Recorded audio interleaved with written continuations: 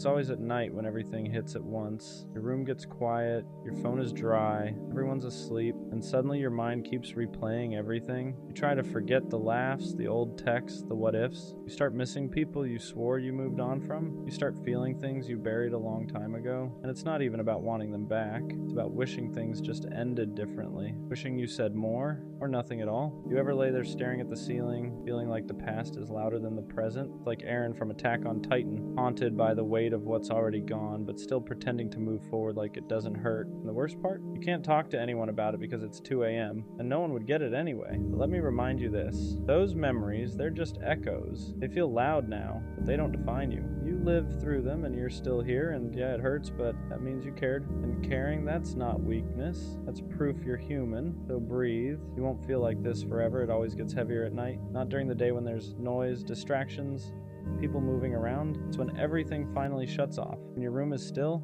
your phone hasn't buzzed in hours, and the world feels like it forgot about you. That's when your thoughts stop waiting their turn. Your mind starts pulling things out of storage you didn't ask for. Old conversations, screenshots you never deleted, moments you thought you were over until they show up uninvited. Tell yourself you've moved on, and maybe you have. Moving on doesn't mean forgetting. It just means learning how to live with what still lingers. You don't even want them back. That's the confusing part. You just wish things had ended cleaner, wish you explained yourself better, or maybe wish you stayed quiet instead of saying too much. You replay scenarios that can't be fixed, trying to rewrite endings that are already locked in. You lie there staring at the ceiling, feeling like the past is louder than the life you're living right now, like everything that mattered before is screaming for attention, while the present barely whispers. You wonder why it still affects you, why it still sneaks up on you when you thought you were stronger than this. And the worst part is the timing. Too late to text anyone, too late to explain how heavy your chest feels, too late to ask for reassurance without feeling dramatic. So you just sit with it, alone, letting it hit you in waves. It's like carrying something invisible all day, and at night you finally feel the full weight of it. You act fine, you move forward, but inside, there's still grief for versions of life that never happened, for people who changed, for moments that ended before you were ready. But here's what matters. Those memories aren't commands, they're echoes. They sound loud in the quiet, but they don't control where you're going. They don't erase the fact that you survived them. They don't cancel the future you haven't lived yet. If it hurts, that doesn't mean you're weak. It means you felt deeply. It means something mattered to you. And caring isn't something to be ashamed of, even when it leaves scars. So breathe. Let the night pass. You won't always feel like this, and one day the quiet won't feel so heavy anymore. There's a certain kind of loneliness that only shows up at night. Not the kind that comes from being alone, but the kind that comes from remembering when you weren't, when someone used to be a constant, a voice you could reach for without thinking, a presence that made the quiet feel safe instead of heavy. At night you realize how much space they used to fill. Now that space just exists, unoccupied, untouched. You don't want to fill it with anyone else because it doesn't feel right yet. So you sit with it, even though it aches. Your mind starts drifting into the what ifs. What if I had said things differently? What if I stayed quiet instead of reacting? What if I left sooner? What if I tried harder? You run through 100 alternate endings, knowing none of them change reality, but somehow your brain keeps trying anyway. That's the trap of nighttime thinking. It convinces you that if you replay the past enough times, you'll finally find peace in it. But peace doesn't live there anymore. All that's left are lessons and memories, and sometimes even those feel too loud. You start feeling behind in life, like everyone else is moving forward while you're stuck unpacking things you never asked to carry. You scroll through your phone, watching people live, love, laugh, post highlights, and you wonder why your heart feels so heavy when everyone else seems fine. But comparison at night is dangerous. You're seeing everyone else's daylight while you're stuck in your midnight, and that will always feel unfair. What you don't see is how many people are lying awake just like you, staring at ceilings, replaying moments, trying to make peace with things that didn't turn out the way they hoped. You're not broken for feeling this way. You're processing, you're grieving, you're letting go in real time, even if it doesn't feel like it yet. And slowly, very slowly, these nights will change. They won't disappear, but they won't crush you either. The memories will still come, but they won't steal your breath. The quiet will start feeling less empty and more calm. You won't always feel haunted by the past. One night, you'll realize you're thinking about tomorrow instead of yesterday. Eventually, you start noticing that the nights don't hit the same every time. Some nights still hurt, yeah, but other nights feel quieter in a different way. Not empty, just still. And that's when you realize something is slowly shifting inside you, even if you didn't notice it during the day. You begin to understand that missing someone doesn't always mean you want them back. Sometimes it just means they were part of a chapter that mattered. A chapter that shaped you. And endings like that don't disappear quietly. They linger, they echo, not because you're stuck, but because you lived it fully. At night, you start reflecting less on them and more on yourself, on how much you've changed since then, on how certain things you tolerated before you'd never accept now, on how some versions of you had to break so newer ones could exist. And that realization is bittersweet, because growth often comes wrapped in loss. You realize that the pain isn't pointless. It taught you boundaries. It taught you what effort looks like when it's real. It taught you how to spot the difference between attention and intention. Those lessons didn't come cheap. They weren't wasted either. There are still moments when the past creeps in unannounced, and a random thought tightens your chest for a second. But now, you don't spiral the way you used to. You acknowledge it, let it pass. You don't punish yourself for remembering. You don't shame yourself for caring, and that's progress. You stop asking, why did this happen to me? You start asking, what did this teach me? And that question changes everything. The nights don't feel like battles anymore. They feel like checkpoints. Moments where you check in with yourself, where you realize how far you've come even if you still have a long way to go. And one day, you'll lie in bed and realize your thoughts aren't pulling you backward anymore. They're just passing through. And for the first time in a while, the quiet won't feel heavy. It'll feel earned. There's a point where the night stops feeling like an enemy and starts feeling like a mirror. Not one that judges you, but one that shows you who you've become. You're not the same person you were back then. You don't react the same. You don't attach the same. You don't give pieces of yourself away as easily. And while part of you misses that softness, another part of you is grateful you learned how to protect it. You start realizing that healing isn't loud. It doesn't announce itself. It doesn't show up all at once. It happens in quiet moments like this, when you choose not to spiral, when you choose not to reach out, when you choose to sit with your feelings instead of running from them. Those small decisions stack up, even if it doesn't feel like it yet. Some nights you'll still feel that ache, that sense of loss, but it won't feel like panic anymore. It'll feel like a reminder that you loved something real, reminder that you're capable of depth.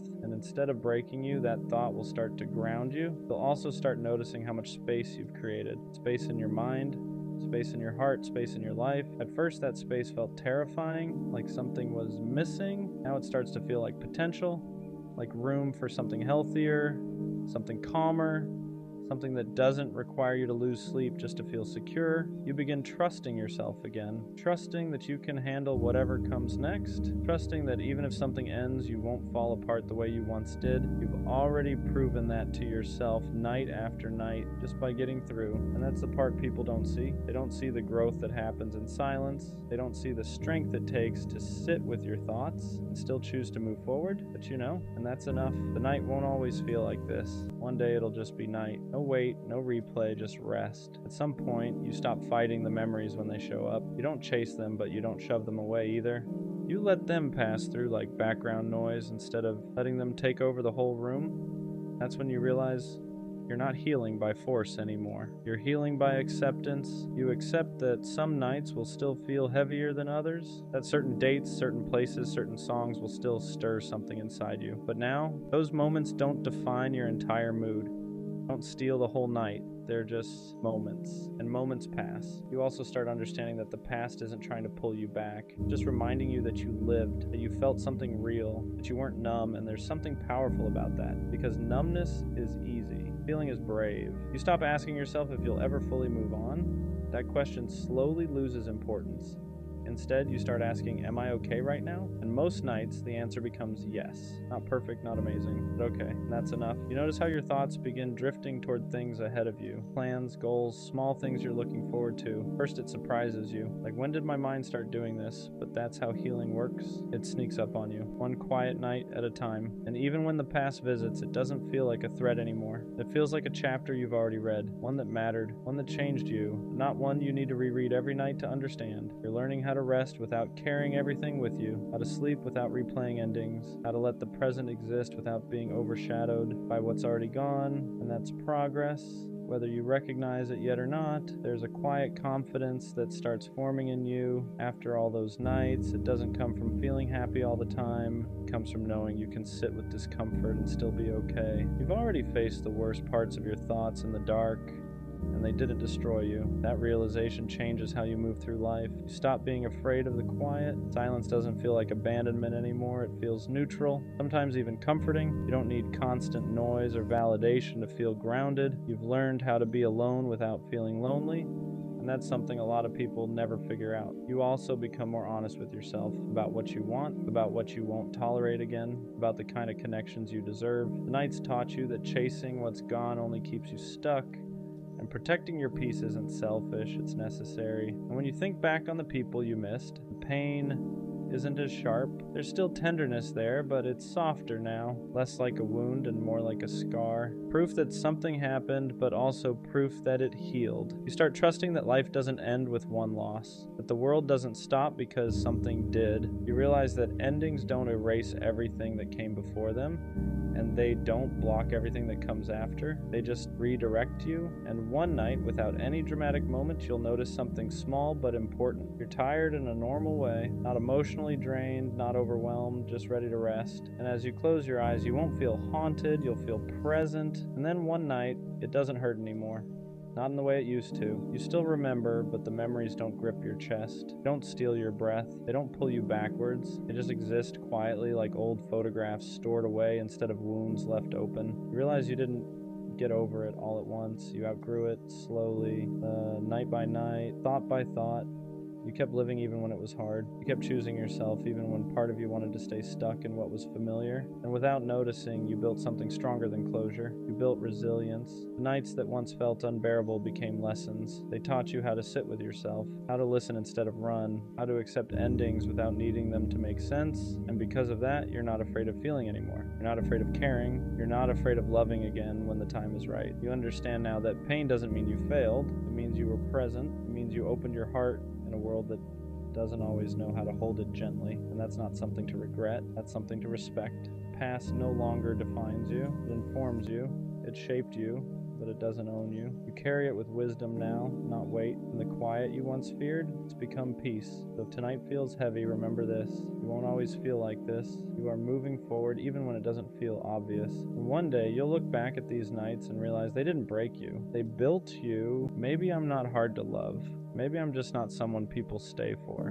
Because they come close, they get attached, they say they care, they act invested, and then something shifts, they pull back, they get unsure, they choose easier. And after it happens enough times, you stop blaming timing, you start blaming yourself. You start wondering if you're good for the moment, but not for the long term. If you're exciting, but not secure. If you're lovable, but not keepable. And that thought sits heavy because being left doesn't just hurt your heart, it makes you question your value. When almost relationships keep happening, your brain starts building a story, a quiet one. It says, people like you, but they don't stay. And once that narrative forms, everything starts filtering through it. If someone takes longer to reply, you assume they're losing interest. If someone pulls back slightly, you assume it's the beginning of the end. Because you've seen this pattern before, you've felt the slow fade, the shift in tone, the subtle detachment. So now even when something feels good, you brace yourself. Not because you're negative, because you're tired of being surprised. And the scary part, you start expecting abandonment before it even happens. You hold back. You don't get too excited. You don't fully relax because deep down, you're preparing for them to leave. Not because you're unlovable, but because repetition turned into belief. Fully relax into the connection. Because fully relax into the connection. Because what's the point if it's temporary anyway? You become hyper-aware, watching for changes, tracking energy shifts, reading into silence, and sometimes, without realizing it, you create distance first. You pull back slightly, you act less invested, you test their consistency, not to play games, but to protect yourself, because if they're gonna leave, you'd rather see it coming. But here's the hard truth. When you show up guarded, you don't give love the chance to feel safe. Not because you're toxic, not because you're difficult, but because you're tired of being surprised, tired of being left, tired of being the one who cares more. So you half show up, and then when it ends, it feels like confirmation. See? They left again. But maybe it's not that you're someone people don't stay for. Maybe it's that you're still healing from the last time they didn't. There's a difference between being left and choosing people who were never built to stay. That's the part we don't always see, because when someone walks away, it feels personal. It feels like they evaluated you and decided you weren't enough.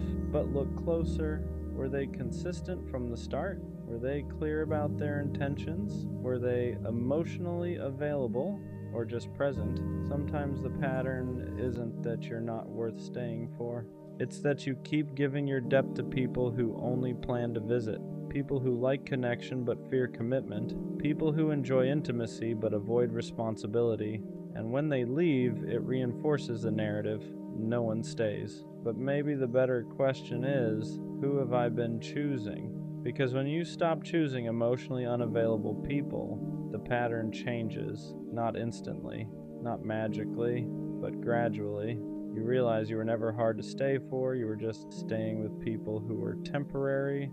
At some point, you stop chasing permanence. You stop trying to lock something in before it's solid. Stop over-investing just to make it last. Stop forcing potential into commitment because you realize something. You can't convince someone to stay.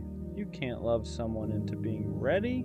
You can't perform your way into permanence. So instead of gripping tighter, you loosen your hold. You let people show you who they are. You stop rushing labels. Stop fantasizing futures before foundations exist. And something interesting happens when you're no longer desperate for someone to stay. You start attracting people who actually want to. Because permanence isn't built through pressure, it's built through alignment. You don't chase it, you allow it. And when someone stays without being forced, without being convinced, without being chased, it feels different. Not fragile, not uncertain, just steady. At some point, the fear shifts. It stops being, they're going to leave, and becomes, if they do, I'll be okay. That's confidence, not the loud kind, not the I don't care kind. The steady kind. You stop gripping so tightly. You stop overanalyzing every shift. You stop trying to secure permanence too early, because you know this. If someone stays, it's because they want to, not because you convinced them, not because you performed perfectly, not because you minimized yourself. And if they leave, it doesn't collapse your identity. It doesn't confirm you're unworthy. It just confirms they weren't aligned. You're not scared of people leaving anymore.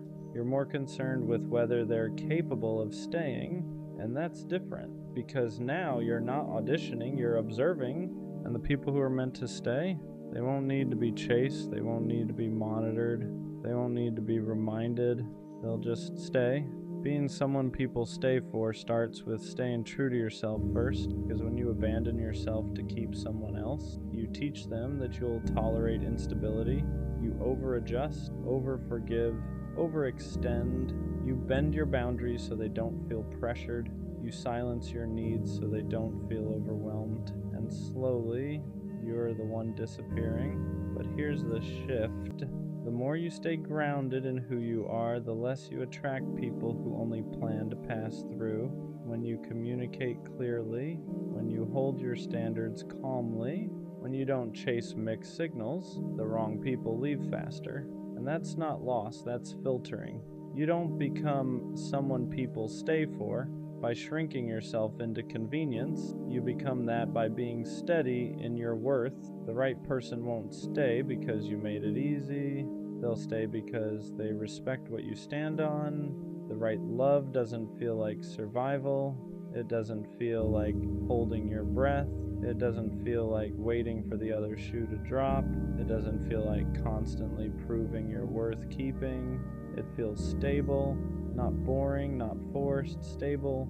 You're not overthinking every text. You're not tracking effort. You're not wondering if today is the day they change their mind. You just feel secure, and that's what you've been craving this whole time. Not obsession, not intensity, not dramatic passion, stability. Because when someone is truly staying, You don't have to fight for reassurance. You don't have to shrink. You don't have to overperform. You don't have to prepare for abandonment. You get to relax. And if you've never experienced that, of course, you start thinking maybe you're not someone people stay for, but maybe you've just never been with someone capable of stable love. There's a difference. At some point, you stop fearing being left. You start expecting to be valued. That's the real shift. You don't walk into connections thinking, how long will this last? You walk in thinking, if this is aligned, it will stay. You stop preparing for abandonment. Stop bracing for the slow fade. Stop assuming you'll have to fight to be kept, because now you know something. If someone leaves, it doesn't mean you weren't worth staying for. It means they weren't built to stay. And instead of internalizing it, you let it pass. You don't collapse. You don't spiral. You don't rewrite your worth. You understand that being valued is the bare minimum. And once you truly believe that, you stop entertaining anything less. You don't chase clarity. You don't beg for reassurance. You don't accept confusion. You expect effort. You expect consistency. You expect intention. And the people who can't offer that, they filter themselves out. So, am I just not someone people stay for? No, I just stopped staying where I'm not valued. There's a difference. For a long time, I thought people leaving was proof that I wasn't enough, not interesting enough, not secure enough, not worth committing to long term. But now I see it clearly. The wrong people didn't stay because they were never meant to build. They were meant to teach. Teach me what inconsistency feels like. Teach me what mixed signals look like. Teach me what I will never accept again. And once you learn that, you stop chasing permanence. You stop trying to be easier. You stop overproving. You stop bending yourself into something digestible, because you realize this. You are absolutely someone people stay for, just not people who are unsure, not people who love halfway, not people who need options. The right person won't need convincing. They won't need time to decide your worth. They won't feel overwhelmed by your depth. They'll feel steady. And this time, if someone leaves, you won't question your value. You'll question their capacity, because you're no longer asking, well, why don't people stay? You're asking, are they capable of staying at my level? And that's the shift. You keep ignoring the red flags because all you want is love, not peace, not respect, not consistency, just love. You see the signs, you see the unanswered calls, the constant busy, though you're always an option, never a priority. And instead of asking why it hurts, you ask how to endure it. You tell yourself it's patience, that it's loyalty, that love means staying even when it costs you. But let's be honest, she doesn't check on you. She doesn't consider your feelings. She doesn't show up the way you do. And you know that. You just don't want to face what it says about you for staying. So here's the real question you've been avoiding. How much do you actually love yourself? Because when you stay in situations that keep hurting you, when you keep accepting disrespect just to feel close to someone, that's not love.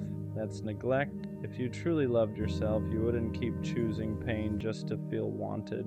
You wouldn't keep lowering your standards to keep someone around who clearly isn't choosing you back. But you don't protect yourself, you sacrifice yourself, because being alone scares you more than being hurt. And that's why you accept the bare minimum. That's why you stay in toxic cycles. That's why you confuse attachment with love. You're not holding on because it's good for you. You're holding on because it's the only version of love you think you deserve. And that's the lie. You don't need someone else to complete you. What you actually need is to stop outsourcing your worth. Because the moment you start loving yourself, really loving yourself, you stop begging for attention. You stop tolerating disrespect. You stop calling pain connection. You stop chasing people who only show up halfway. Self-love doesn't make you selfish. It makes you unavailable to anything that keeps breaking you. And until you learn that, you'll keep calling suffering love and calling survival loyalty.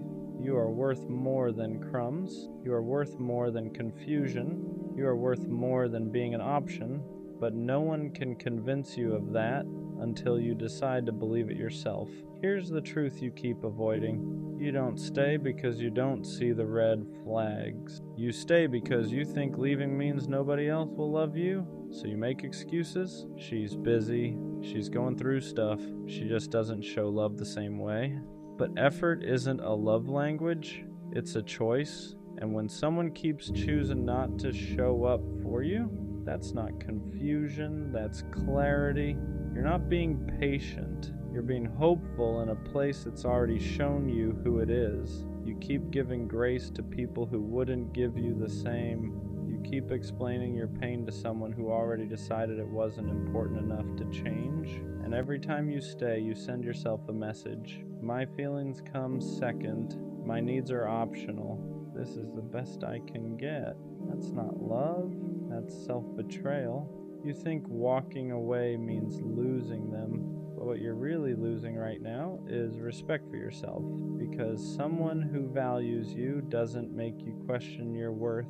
They don't make you beg for consistency. They don't disappear and call it space. And the reason this keeps happening isn't because you love too hard. It's because you don't love yourself hard enough to leave when you should. The moment you start choosing yourself, red flags stop looking like obstacles and start looking like exits. And exits aren't failures, they're protection.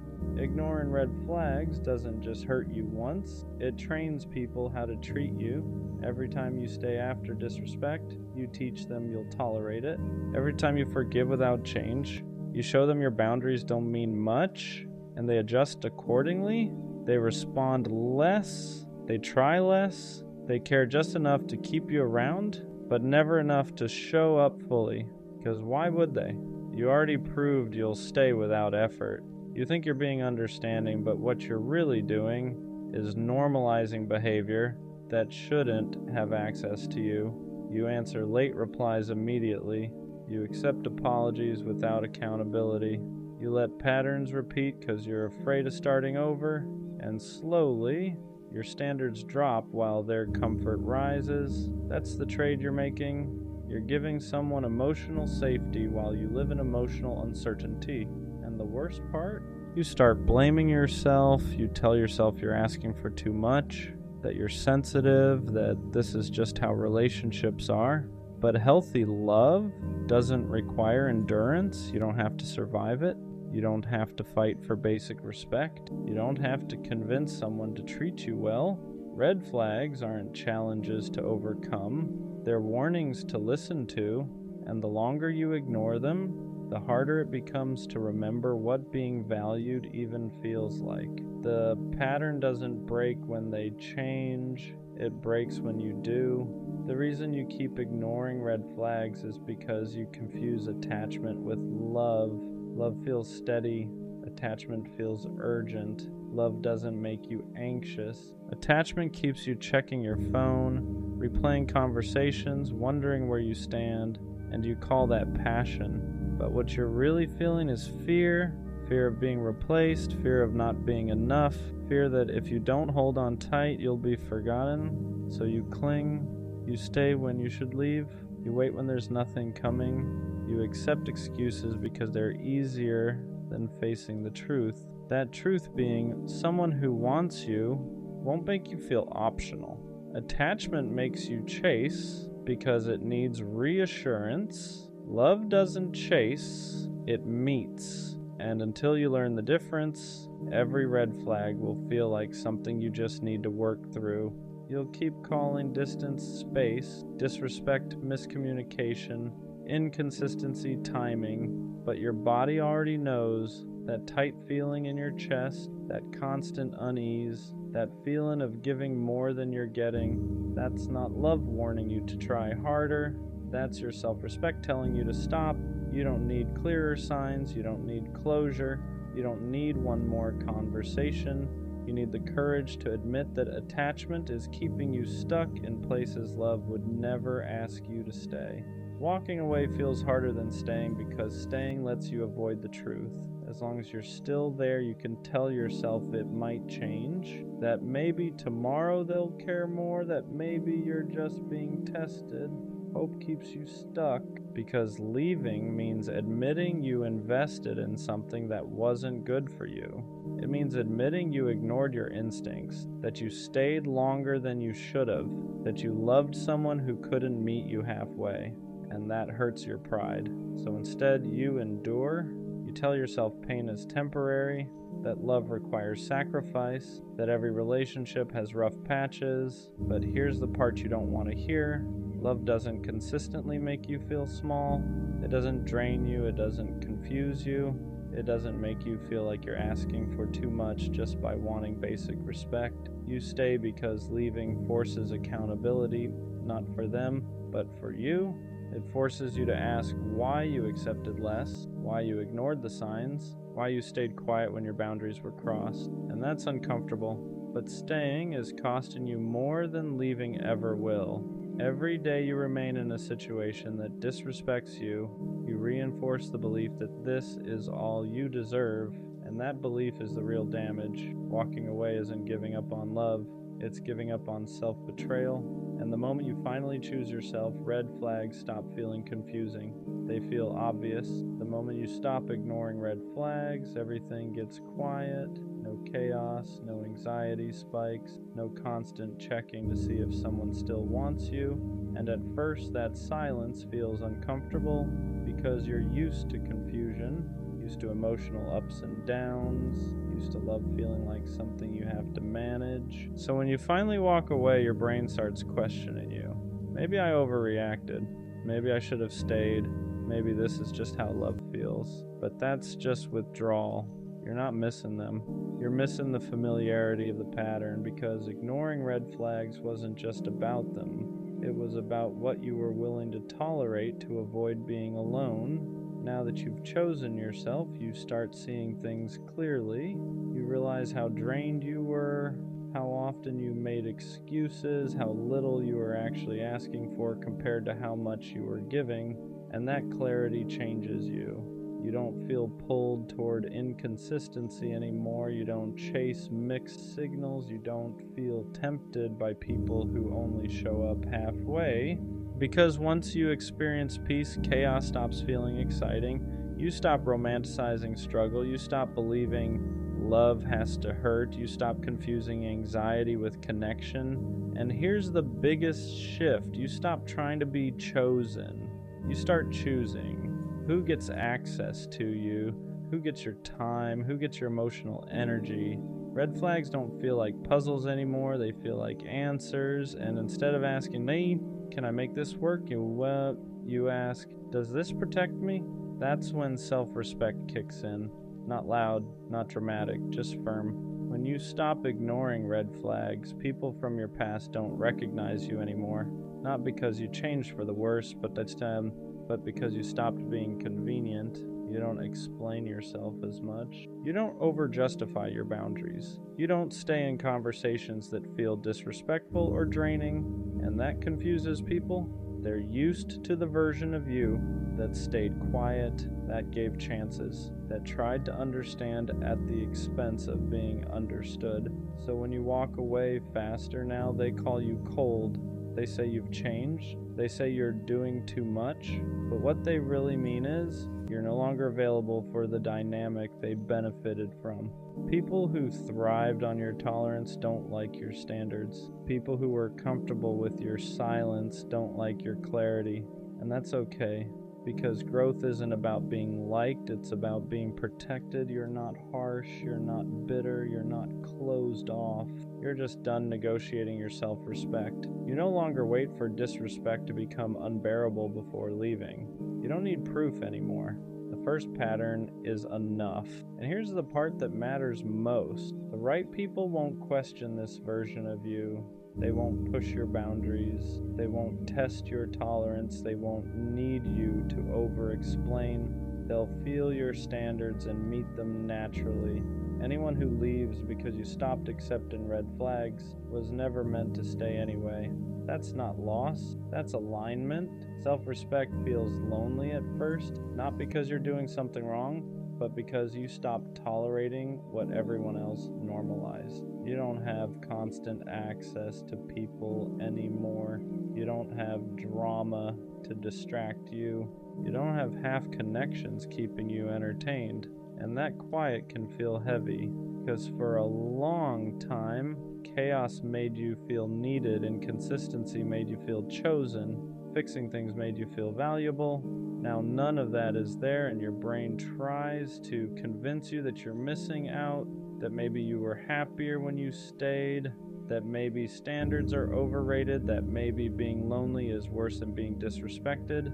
But that's just the adjustment period. You're unlearning a pattern where love had to hurt to feel real. Self-respect strips away the noise and leaves you with truth. You start seeing how many connections were built on convenience instead of care. How many people stayed because you made it easy for them, not because they valued you. And yes, that realization stings, but it also gives you something you didn't have before. Peace, no guessing, no waiting, no emotional whiplash, just clarity. And from that clarity, your standards get quieter but stronger. You don't announce them, you don't defend them, you just live by them. And anyone who can't meet you there falls away naturally. Loneliness isn't punishment here. It's space to rebuild your sense of worth without someone else validating it, space to remember who you are when you're not chasing or fixing or proving, and soon that loneliness turns into confidence, not loud confidence, stable confidence, the kind that doesn't rush, the kind that doesn't beg, the kind that knows red flags aren't obstacles, they're directions. At some point you realize something uncomfortable. You don't actually miss them. You miss the version of yourself that kept trying to be enough. You miss the effort you gave, the hope you held on to, the belief that if you just loved harder, things would finally change because chasing gave you purpose. It made your pain feel meaningful. It made waiting feel justified. It made disappointment feel like part of the process. Now that you've stopped, there's nothing left to fix. And that's when the grief shows up. You grieve the time you spent trying to earn what should have been given freely. You grieve the energy you poured into people who never poured back. You grieve the patience you mistook for love, not because you were foolish, but because you cared. And it hurts to admit that caring didn't save anything. You start seeing clearly how often you ignored your own voice, how many times your body told you to leave while your heart begged you to stay. You stayed loyal to people who weren't loyal to your peace, and that realization is heavy, because now you can't go back, you can't unsee the patterns, you can't pretend disrespect was accidental, you can't convince yourself that red flags were just misunderstandings. You've outgrown the version of you that survived on hope alone, and while that growth is necessary, it still feels like loss. But here's the truth. You didn't lose something real. You let go of something that only existed because you kept tolerating it. And the more distance you get, the clearer it becomes. What you were missing wasn't love, it was self-respect. Ignoring red flags was never about love. It was about not wanting to choose yourself. Because choosing yourself meant walking away without guarantees, without reassurance, without someone else filling the silence, so you stayed. You told yourself love takes patience, that people need time, that your pain was just part of the process, but deep down, you knew the truth. You weren't staying because it felt right. You were staying because leaving felt terrifying, terrifying to be alone, terrifying to admit you deserved better, terrifying to sit with the idea that you chose someone who couldn't choose you back, though you ignored the signs. Not because you didn't see them, but because seeing them meant action, and action meant accountability. But here's what finally clicks. Red flags don't hurt you. Ignoring them does. Every time you stayed, you taught yourself that your needs were optional. Every time you excused behavior, you taught yourself that love should be endured. Every time you waited for change, you delayed your own growth. And that cycle doesn't end when someone finally treats you right. It ends when you stop accepting what treats you wrong. Choosing yourself doesn't mean you stop wanting love. It means you stop betraying yourself just to keep it. It means you walk away sooner. You trust discomfort. You listen the first time something feels off. Not because you're cold, but because you're done confusing pain with connection. And once you reach this point, red flags don't feel complicated anymore. They feel clear. You don't argue with them. You don't negotiate with them. You don't try to turn them green. You leave because now you understand something you didn't before. Being alone is temporary. Self-betrayal is cumulative. And you're no longer willing to pay that price. That's not bitterness. That's self-respect. And that's where the cycle finally ends. I'm romantic. I believe in effort, in choosing someone daily, in love that feels intentional, not accidental. But I'm not naive anymore. I don't confuse chemistry with commitment. I don't mistake words for consistency. I don't fall in love with potential and ignore reality to protect the fantasy. That version of me is gone. Being romantic doesn't mean I overlook red flags. It doesn't mean I excuse disrespect. It doesn't mean I stay just because I feel deeply. It means I love with awareness now. I still want connection, still want intimacy, still want something real, but I'm no longer willing to sacrifice my peace just to keep a feeling alive. I know the difference now between someone who feels good and someone who is good for me. I know the difference between affection and effort, between attention and intention, and I don't chase illusions anymore. I won't romanticize someone who can't show up consistently. I won't soften the truth to protect a story I wanted to believe in. I can be tender and still have boundaries, hopeful and still realistic. Romantic doesn't mean blind. It means I care deeply, but I pay attention. And this time I don't fall in love at the expense of myself. I used to think being romantic meant enduring, staying longer than I should, giving the benefit of the doubt even when doubt was all I felt, believing that love meant patience no matter the cost. That's where it went wrong. I mistook tolerance for depth. I confused hope with commitment. I kept softening my boundaries to protect a version of love that wasn't protecting me. That wasn't romance, that was self-abandonment. Being romantic doesn't mean I ignore patterns. It doesn't mean I wait for someone to become who they promise to be. It means I listen when actions contradict words. It means I leave when effort fades. It means I don't negotiate respect just to keep a connection alive. I still believe in love that's big, in feelings that are deep, in choosing someone with intention. But now, romance has standards. I won't pour into uncertainty. I won't romanticize inconsistency. I won't stay where I feel anxious and call it passion. Romantic love should feel safe enough to be honest, stable enough to be real, mutual enough to last, and if it isn't, I don't try to fix it anymore. Because I can be romantic without being reckless with my heart. Being romantic but not naive changes how you choose people from the very beginning. You don't rush connection anymore. You don't get swept up by intensity. You don't confuse attention with alignment. You let things unfold. You watch how someone shows up when it's inconvenient, how they communicate when things are unclear, how they act when they don't get their way. Because attraction is easy, consistency is not. You stop falling for the idea of someone and start paying attention to how they actually treat you. Do they follow through? Do they respect your time? Do they show curiosity about your inner world? Or just enjoy how you make them feel? Being romantic doesn't mean you stop feeling sparks. It means sparks aren't enough anymore. You want safety with the spark, effort with the chemistry, clarity with the feelings, so you slow down, not because you're scared, but because you value yourself too much to rush into something unproven. You let people reveal who they are without trying to fill in the gaps for them. And if something feels off, you don't romanticize it. You listen, because the right connection won't need you to ignore yourself to keep it alive. Being romantic without being naive means I still believe in love. I just don't chase it blindly anymore. I don't force connections. I don't convince people to choose me. I don't stay where effort feels one-sided and call it patience. I let love meet me where I am.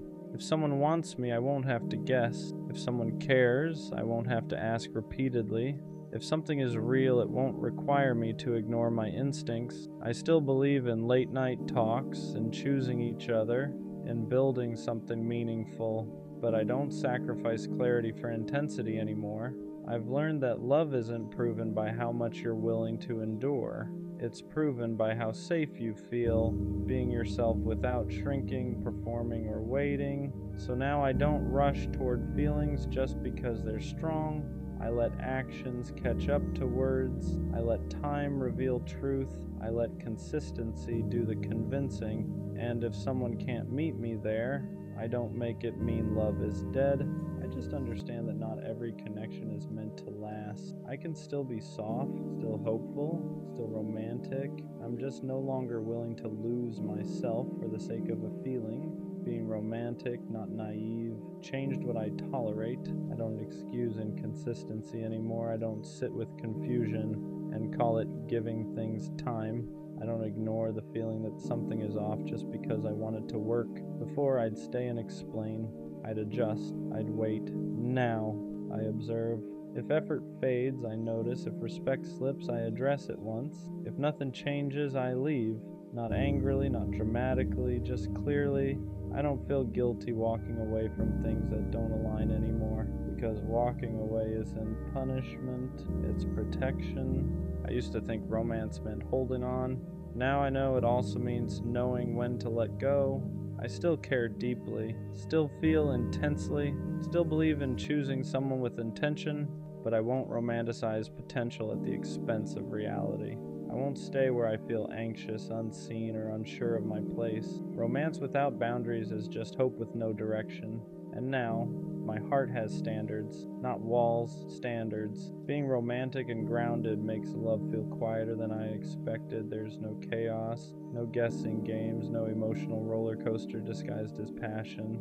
And at first that felt strange. I was used to intensity proving something, used to anxiety meaning I cared, used to confusion keeping me invested. But that wasn't depth, that was instability. Now, romance feels calm. It looks like consistency. It sounds like clear communication. It feels like not having to overthink where I stand. There's still excitement. It's just not fueled by uncertainty. I don't need constant reassurance anymore. I don't need dramatic gesture to feel chosen. I don't need to be chased to feel wanted. Because when something is real, it doesn't keep you on edge. Being romantic doesn't mean I crave fireworks every moment. It means I value safety with the spark, peace with the passion, connection that doesn't cost me my balance. And the biggest shift, I don't mistake calm for boredom anymore. I understand now that love doesn't have to be loud to be meaningful. Sometimes the most romantic thing is feeling secure enough to just be yourself.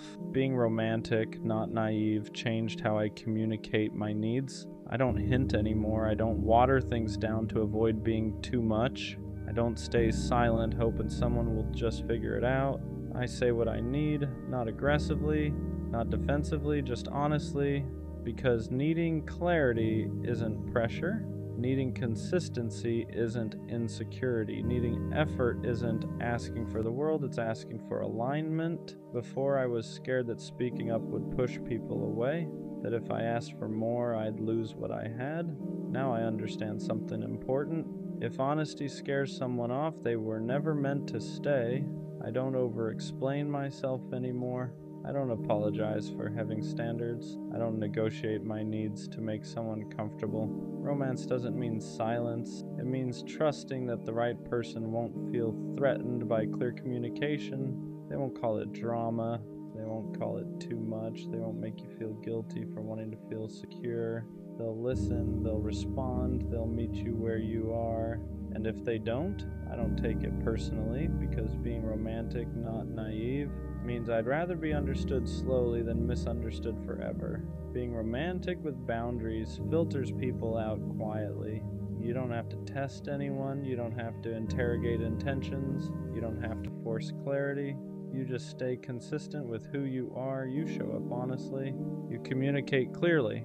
You don't overgive to keep someone interested, and that alone does the work. People who only wanted attention get bored. People who thrived on ambiguity get uncomfortable. People who wanted access without effort slowly fade, and you let them, not because you stopped caring, but because you stopped chasing. Being romantic, not naive, means you don't audition for love anymore. You don't prove your worth. You don't compete for consistency. You don't bend yourself to be easier to choose. You let people meet you where you stand, and the ones who can't, they remove themselves. That used to scare you. Now it reassures you, because the right connection won't need you to lower your standards to keep it alive. It will rise to meet them. And the most romantic thing about that, you don't have to lose yourself to find love anymore. I still believe in love. That part never left. What changed is who I trust first. I believe in myself now. I trust my intuition when something feels off. I trust my boundaries when they need to be held. I trust my heart without handing it over blindly. Before, I believed love required risk at any cost, that you had to jump first and hope someone caught you. Now I know better. Real love doesn't ask you to abandon yourself. It doesn't punish you for being honest. It doesn't require you to doubt your worth to keep it alive. Being romantic, not naive, means I still dream. I just don't disappear into the dream. I don't ignore red flags to protect the fantasy. I don't silence my needs to keep someone comfortable. I don't romanticize suffering and call it devotion. I let love add to my life, not destabilize it. And the biggest shift of all, I don't fear losing love anymore the way I used to, because I know I won't lose myself trying to keep it. That confidence didn't come from love finding me. It came from me finally standing with myself. Being romantic, not naive, means I didn't lose my softness. I refined it. I still believe in love that's intentional, in effort that's mutual, in choosing someone without hesitation or games, but I no longer confuse love with endurance. I won't stay where I feel uncertain. I won't fight for clarity. I won't romanticize someone's potential while ignoring how they treat me now. Romance isn't blind faith anymore. It's awareness. It's knowing that feelings matter, but actions matter more. That chemistry is exciting, but consistency is what lasts. That love shouldn't cost you your peace, your voice, or yourself. I still want something real. I still want depth. I still want connection that feels meaningful. I just won't abandon myself to get it. If someone meets me with honesty, I open my heart. If they meet me with effort, I lean in. If they meet me halfway, I walk the rest with them. And if they don't, I don't force it. I don't chase it. I don't grieve what was never aligned. Because being romantic doesn't mean I accept less. It means I know exactly what kind of love I want, and I'm patient enough to wait for something that doesn't ask me to be smaller, quieter, or less aware. I'm still a romantic. I just finally learned how to protect my heart without closing it. And that's the difference. They say your second love hits the deepest. And at first I didn't believe that. I thought nothing could touch the intensity of the first one. The first love is loud. It's reckless. It's the kind of love that makes you believe everything will work out just because you feel it so strongly. You fall without thinking. You trust without fear. You don't even know what heartbreak really is yet, so you give everything freely. But the second love comes after reality has already introduced itself. It comes after disappointment, after the nights where you questioned your worth, after you learned that love doesn't always stay no matter how hard you try. So this time, you don't rush, you don't dive in head first, you hesitate, you analyze, you protect your heart like it's something fragile because now you know it is. And that's what makes the second love different. You don't love blindly anymore, you love intentionally, you pay attention to effort, to consistency, to how someone treats you when it's inconvenient, not just when it's easy. You're still scared, but you're braver in a quieter way. You open up slowly, piece by piece, hoping you won't regret it again. And somehow, it still means more than you expected, because after being broken once, feeling safe again hits different. Feeling chosen without having to beg hits different. Being loved without chaos feels almost unfamiliar at first. You keep waiting for the catch. For the moment, it all falls apart, but it doesn't, at least not right away. The second love isn't about butterflies in your stomach. It's about calm in your chest. It's about being understood without having to explain yourself over and over. It's about not feeling anxious when your phone is quiet. It's about knowing where you stand. It's about realizing that love doesn't have to hurt to be real. And even if the second love doesn't last forever, it leaves a different kind of mark. It teaches you what love is supposed to feel like. It shows you that you can love deeply without losing yourself, that you can stay soft without being naive, that healing doesn't mean closing your heart, it means choosing better. Your first love changes you, but your second love reminds you why you didn't give up on love in the first place. And that's why it hurts deeper, because this time you knew what you were risking and you loved anyway. What people don't tell you is that the second love doesn't just affect your heart, it reshapes the way you see everything. You're not the same person you were the first time you fell in love. You're more aware now, more cautious. You've seen how quickly things can change, how someone can promise forever and still walk away. So you love with your eyes open this time. You notice the small things, the tone shifts, the effort levels, the moments where silence says more than words ever could. You're not naive anymore, but you're not closed off either. And that's the dangerous balance, because part of you is still hopeful, still wanting to believe that this time will be different, that maybe this love will be the one that stays. And because you're loving with intention now, when it starts to slip, you feel it immediately. The second love hurts because you don't get blindsided. You see it coming. You sense the distance before it's spoken. You feel the warmth fade before it's gone. You recognize the patterns because you've lived them before, and yet you still stay longer than you should.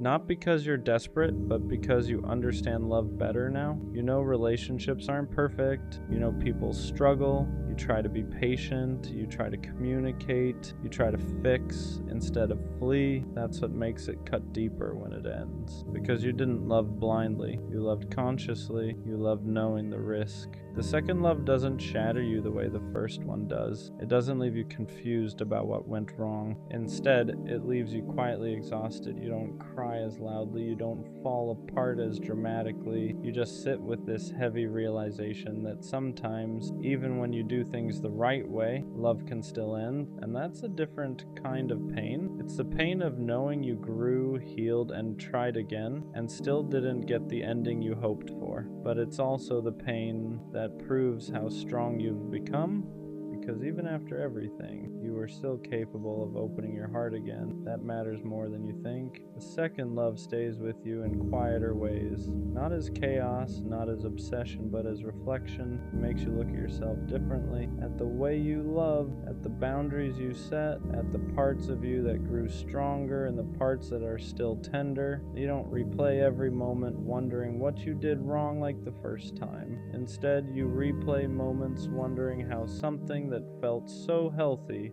could still slip through your fingers, and that's when it hits you. Love isn't a guarantee. Effort doesn't come with insurance. Doing your best doesn't mean you'll always get to keep what you care about. That realization hurts, but it also matures you. You stop romanticizing pain. You stop thinking love has to be hard to be meaningful. You stop chasing people who can't meet you where you are. The second love teaches you discernment. It teaches you that chemistry isn't enough, that timing matters, that two good people can still be wrong for each other in that moment of life. And accepting that is one of the hardest lessons there is. You don't come out of it bitter, at least not if you're honest with yourself. You come out clearer. You know what you want now, what you won't tolerate, what you deserve without needing to explain it to anyone. And even though it didn't last, it didn't fail, it served its purpose. It showed you that love can feel safe, that connection can be calm, that you don't have to lose yourself to be close to someone. The second love doesn't destroy your belief in love, it refines it. It strips away the fantasy and leaves you with truth. And truth, even when it hurts, is always better than illusion. Because now, when love comes again, and it will, You won't be chasing it, you'll be choosing it. What makes the second love linger is how close it came to being right. It wasn't reckless, it wasn't built on illusion. It felt grounded, like something you could grow into instead of something you were chasing. And that's why letting it go feels so unfair. You did the work this time. You showed up differently. You loved with awareness, and still it slipped away. That's the part nobody prepares you for. You start asking quieter questions. Not why wasn't I enough, but why wasn't this the right time? You realize that love isn't just about effort or intention. It's also about alignment, about two people being ready in the same season of life. And sometimes, no matter how real it feels, the timing just isn't there. The second love teaches you that endings don't always come from betrayal or lack of care. Sometimes they come from growth pulling people in different directions. From life demanding things one person is ready to give and the other isn't yet. And that kind of ending hurts because there's no villain to blame. You don't leave angry, you leave understanding, and that understanding weighs heavy. But here's the quiet truth. The second love doesn't close your heart, it strengthens it. It proves you're capable of loving again without losing yourself. It shows you that healing worked, that you didn't harden, that you didn't shut down. You took the risk again, knowing how badly it could hurt, and that courage matters because love isn't measured by how long it lasts. It's measured by how honestly it's given, and the second love is often the most honest version of you. Not perfect, not fearless, but real, and that's something no ending can take away. The second love changes how you carry yourself afterward. You don't walk away shattered, but you don't walk away untouched either. There's a quiet shift in you. You become softer in some places, stronger in others. You learn how to sit with loss without letting it turn into bitterness, and that balance takes time. You notice how you move differently now. You're slower to give access to your heart, but not closed. You're more honest about what you need, even if it risks someone leaving. You no longer stay silent just to keep the peace, because the second love taught you that losing yourself slowly is worse than losing someone quickly. You also learn that closure doesn't always come from a conversation. Sometimes it comes from acceptance, from realizing that you gave what you could with what you knew at the time, that both of you tried in the ways you knew how, and that an ending doesn't erase the good that existed. The memories don't hurt the same way anymore. They don't stab, they ache, and even that ache becomes familiar, manageable. It reminds you that you once felt safe with someone, and that means you can feel that way again. Maybe not with them, but with someone else, someday. The second love doesn't leave you afraid to love again. It leaves you prepared. You know what to look for now. You know the difference between attention and effort, between chemistry and compatibility, between wanting someone and being ready to build with them. And when love finds you again, because it will, you won't be chasing the feeling. You'll be recognizing calm, mutual, grounded, something that doesn't ask you to prove your worth or question your place. That's the quiet gift of the second love. It doesn't stay forever, but it stays with you in the way you love next. There's a moment after the second love ends where you realize you're not angry anymore. Not at them, not even at yourself. You're just tired. Tired in a way that only comes from caring deeply and trying your best. And that tiredness forces you to slow down and actually listen to yourself. You start asking different questions now. Not, how do I get them back? But why did I stay when I felt myself shrinking? You become more aware of the moments you ignored your intuition, the times your body knew before your heart was ready to admit it. And instead of beating yourself up for it, you start forgiving yourself for being human. The second love teaches you that loving someone doesn't mean abandoning yourself. That compromise shouldn't feel like self-erasure. That consistency matters more than intensity. And that someone can care about you deeply and still not be capable of loving you in the way you need. You also realize something else that's important. Just because a love ends doesn't mean it failed. Some connections are meant to show you a version of yourself you didn't know existed. A braver version, a more open version, a version that learned how to communicate, how to trust again, how to be vulnerable without losing control. And that version of you doesn't disappear when the relationship ends, it stays. You carry it into every interaction after, into the boundaries you set, into the standards you keep, into the way you walk away sooner when something doesn't feel right instead of forcing yourself to stay. The second love doesn't break you, it refines you. It teaches you how to love without fantasy, without desperation, without fear running the show. And even though it didn't last, it proves something important, that you're capable of loving in a healthy way. And once you know that, you never really lose. After the second love, you stop romanticizing ending. You understand that sometimes things don't fall apart loudly, they fade, they change shape. They quietly reach a point where staying would mean forcing something that's no longer aligned, and accepting that takes more strength than holding on ever did. You learn how to grieve without dramatizing. You let yourself miss them without wishing to undo the ending. You don't demonize what you had just to make letting go easier. You honor it for what it was, meaningful, imperfect, and real. That kind of honesty with yourself is growth. You also become more intentional with your energy. You don't over-explain your feelings to people who aren't listening. You don't overextend yourself to prove your worth.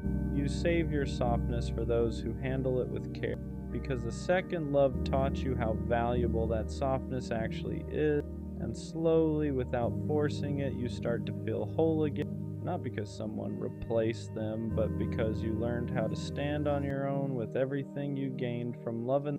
You realize that love didn't take anything from you. It gave you clarity, depth, emotional intelligence you didn't have before. The second love doesn't leave you empty, it leaves you wiser. You understand now that love isn't about avoiding pain. It's about choosing something real, knowing it could hurt, and still showing up with honesty. And when you're able to do that without losing yourself, that's when love becomes something powerful instead of fragile. You're not the same person you were before them. You're better prepared for what comes next. The second love stays with you not as pain, but as proof that your heart didn't close after being hurt. Proof that you didn't let fear turn you cold. Proof that even after disappointment, you were still willing to try again. And that matters more than whether it lasts, because the goal was never to avoid heartbreak forever.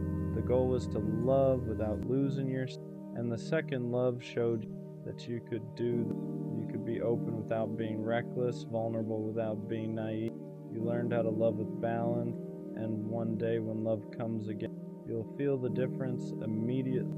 It won't feel rushed, it won't feel heavy, it won't feel like you're walking on eggshells or trying to prove your value. It'll feel mutual, steady, easy in a way that doesn't scare you. You won't be chasing a feeling anymore. You'll be choosing a person, and that's the quiet beauty of the second. It doesn't promise forever, it prepares you. It teaches you that love doesn't need to hurt to be meaningful, and that peace is just as powerful as passion. So if your second love didn't last, don't mourn it like a failure. See it for what it really was. A turning point, a lesson, a reminder that your heart is still capable of real connection. The first love opens your heart. The second love teaches it how to stay open. And whatever comes next, you'll be ready. She chose him over me. And the crazy part is, it didn't happen in one moment. It happened slowly. At first it was small things. Her replies got shorter. Her attention started drifting. The way she used to look at me started changing. Not dramatically, just enough that something felt off. But when you love someone, you don't immediately assume the worst. You assume they're stressed, busy, tired. You give them the benefit of the doubt. So I stayed patient. I stayed consistent. I kept showing up the same way I always did. Because when I commit to someone, I don't suddenly change just because things get complicated. But what I didn't realize at the time was this. While I was trying to hold the relationship together, someone else was slowly stepping into it, not all at once. Just little by little, more conversations, more attention, more curiosity. And attention is powerful because attention turns into interest. Interest turns into emotional space, and emotional space turns into attachment. By the time I realized what was happening, it was already too late, because she didn't just choose him in a moment. She chose him through 100 small decisions. Every time she answered his message faster than mine, Every time she gave him the version of her that used to be mine. Every time she let his presence grow while mine slowly shrank. And the hardest part, I wasn't competing in a fair race, because I didn't even know there was a race. I thought we were building something together, but she was quietly deciding between two directions, and eventually, she chose his. Not because I didn't care, not because I didn't try, but because somewhere along the way my presence became familiar, and his attention felt new. And novelty is powerful when someone isn't fully anchored anymore. So one day it became official, not dramatic, not explosive, just final. She chose him, and suddenly I went from being the person she talked to every day to someone watching from a distance, and that's a strange feeling. To realize that someone who once chose you completely can eventually choose someone else instead. The part people don't talk about when someone chooses someone else is the confusion. Not just the pain, the confusion, because your mind starts replaying everything, every conversation, every memory, every moment that felt real, and you start asking questions that don't have clear answers. Was she already talking to him while she was telling me she loved me? Did she start losing feelings months before I noticed? Was I fighting for something that had already quietly ended? Because when someone chooses another person, it doesn't just break your heart, it rewrites your memories. You start looking back at moments that once felt normal and wondering if they meant something else. That night she seemed distant. That time she smiled at her phone. That random argument that came out of nowhere. At the time, none of it seemed like a big deal, but after she chose him, everything starts connecting in ways you wish it didn't, and suddenly it feels like you were the last person to realize the relationship was already changing. That's the hardest part, feeling like you were still building something while the other person was slowly detaching from it, because while I was trying to fix things, she was deciding between two futures, one with me and one without me, and eventually she picked the one that didn't include me, and I'm not gonna lie, that hits your ego, it makes you question your value, you start comparing yourself to someone you've never even met. What does he have that I don't? Is he more exciting, more confident, more interesting? Did she get bored of me? Did I become too predictable? Your mind searches for reasons because your heart needs an explanation. But sometimes the truth is uncomfortable. Sometimes people don't leave because you weren't enough. Sometimes they leave because someone new made them feel something different. And different can be powerful when someone isn't fully grounded in what they already have.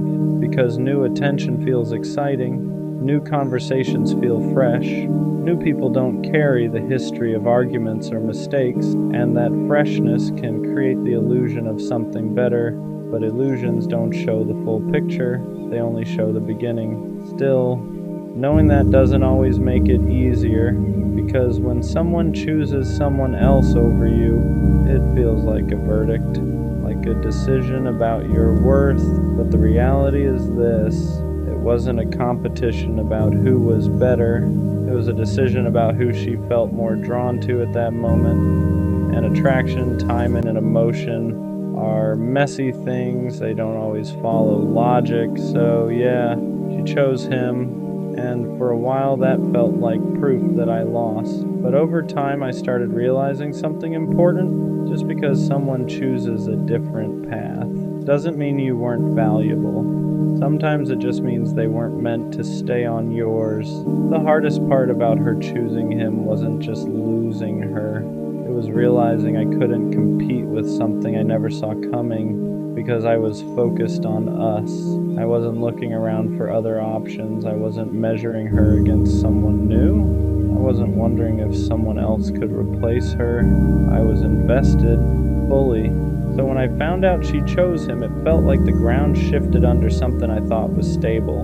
And stability is something you don't question until it disappears. When things feel secure, you stop worrying about losing them. You assume the foundation is strong, but sometimes what feels strong to you is already cracking for someone else. And the scary part is you don't always see those cracks when they start forming. because they don't begin as huge problems. They begin quietly. Less excitement in conversations, less curiosity about your day, less emotional presence, tiny changes that seem harmless at first, but those small shifts slowly create emotional distance, and distance creates space, and space is where someone new can enter.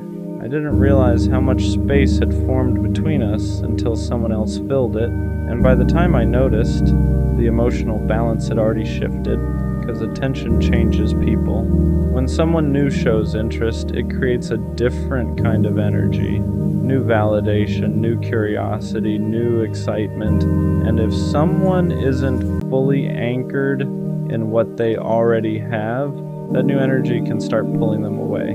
That's the part nobody warns you about. Sometimes relationships don't end because something terrible happened. Sometimes they end because someone new arrived at the wrong time. And suddenly, what felt comfortable starts feeling routine. What felt stable starts feeling predictable, and predictability can feel boring to someone chasing excitement. But what hurts the most is realizing this. I never got the chance to compete fairly because I wasn't competing at all. I thought I was building something solid, while she was slowly deciding whether she still wanted it. And once someone starts questioning the connection, everything changes. Their energy changes, their priorities shift, their attention moves, and eventually their choice becomes clear. She chose him, and I was left trying to understand how something that once felt mutual could suddenly feel one-sided. After she chose him, something strange happened inside my head. At first it was anger, not loud anger, not the kind where you yell or send messages you regret. The quiet kind, the kind that makes you stare at the ceiling at night wondering how everything changed so fast. Because when someone chooses someone else over you, it feels like a judgment, like a decision about your value, and that's where your mind goes first. You start comparing yourself to someone you've never even met. Is he better than me? Does he make her laugh more? Does he understand her in ways I couldn't? Did she see something in him that she stopped seeing in me? Your brain starts building a version of this person that's somehow superior in every way. But the truth is, most of those comparisons are imaginary because you're not actually comparing yourself to him. You're comparing yourself to the idea of him, the version of him that exists in your mind. And that version always looks unbeatable because when you're hurt, your brain automatically assumes you lost to someone better. But relationships aren't competitions, they're choices, and choices aren't always logical. Sometimes people choose someone because the timing feels different. Sometimes they choose someone because the energy feels new. Sometimes they choose someone simply because they're in a different emotional place. None of that automatically means you are less valuable, but in the moment it definitely feels like it does, because rejection has a way of shrinking your confidence. It makes you forget who you were before the situation happened. Before she chose him, I knew exactly who I was. Someone loyal, someone consistent, someone who showed up even when things weren't easy. But when she chose him, for a while, it made me question all of that. It made me wonder if loyalty was boring, if consistency was predictable, if stability was something she stopped appreciating. And those thoughts are dangerous, because when someone leaves you for someone else, the easiest trap to fall into is believing you weren't enough. But the truth is this: someone choosing a different person doesn't erase the way you loved them. It doesn't erase the effort you gave. It doesn't erase the value you brought to the relationship. It only means one thing. At that moment in her life, she felt pulled in a different direction. Yeah, that hurts, because nobody wants to be the direction someone walks away from. But sometimes the person who walks away is simply walking towards something they think they need to experience. And that doesn't automatically mean you were the wrong person. Sometimes it just means you weren't the final chapter in their story. After a while, the anger fades. Not completely, but enough that something else starts replacing it. Reflection. Because once the shock of being replaced settles, You start looking back at the relationship differently. You stop asking, why did she choose him? And you start asking something more honest. When did she start drifting away? Because choices like that rarely happen overnight. They build slowly, little emotional shifts that you barely notice in the moment, conversations that feel shorter, moments that feel less connected, energy that feels slightly different. At first you ignore it, because when you love someone, your instinct isn't to assume the worst, your instinct is to trust them. So when something feels off, you tell yourself it's temporary. Maybe she's stressed, maybe she's tired, maybe she just needs space. But sometimes those small changes aren't temporary. Sometimes they're the early signs that someone's feelings are shifting. And the hardest part about that realization is this: you can be doing everything right, and someone can still start emotionally leaving. I showed up the same way I always did. I was consistent, I listened, I tried to support her when things got hard. But sometimes relationships don't end because someone did something wrong. Sometimes they end because someone starts feeling something different. And feelings don't always follow logic. That's the uncomfortable truth. Because when someone chooses someone else, it feels like a failure. Like you must have done something wrong. But relationships aren't math equations. You can do everything right and still lose someone who simply felt pulled in another direction. And that's the part that takes the longest to accept, because your mind keeps looking for a mistake you could fix, a moment you could redo, a conversation you could handle differently. But sometimes there isn't a moment like that. Sometimes someone simply grows into a different version of themselves, and that version chooses a different path. And yeah, that realization hurts, because it means you can't undo it. You can't argue someone back into choosing you. You can't compete for someone who already decided. Once someone makes that choice, the only thing left for you to do is face the reality of it. She chose him. And for a while that felt like the end of my story, but eventually I realized something important. It was just the end of that chapter. After enough time passes, the pain starts changing shape. It's still there, but it's quieter. Not because what happened didn't matter, but because you slowly start seeing the situation from a different angle. At first, when she chose him, it felt like I lost. Like I had been replaced, like everything I gave somehow wasn't enough to make her stay. But the longer I sat with that feeling, the more I started realizing something important. Being chosen isn't something you can force. No amount of effort can make someone choose you if their heart is leaning somewhere else. And that's a hard truth to accept, because when you love someone, you want to believe effort is enough. You want to believe loyalty matters. You want to believe consistency will eventually win. But sometimes the person you're giving all of that to is already drifting emotionally. And when someone's heart starts drifting, effort doesn't pull them back the way you hope it will. It just delays the inevitable. Looking back now, I started noticing things I didn't fully understand at the time. Moments where she felt distant, moments where the connection felt slightly different. Not broken, just weaker. But when you're inside the relationship, you don't see those moments as warnings. You see them as temporary. You assume things will go back to normal because that's what love does. It makes you hopeful. But sometimes hope keeps you holding on to something that someone else has already started letting go of, and that's the painful imbalance. One person still trying to build, the other person quietly preparing to leave.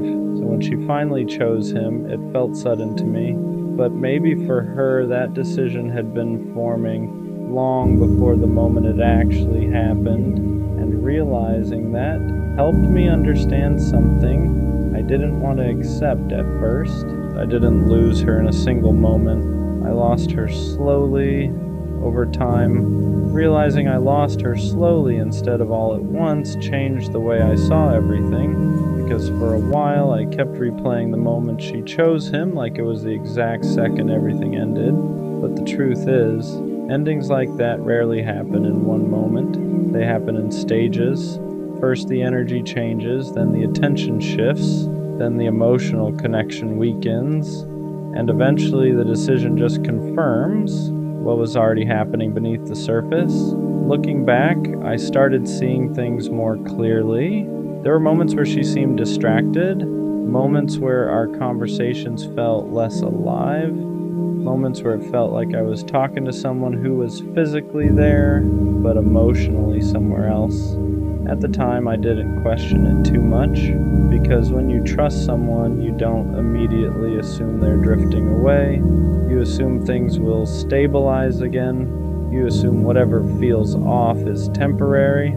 But sometimes those moments aren't temporary.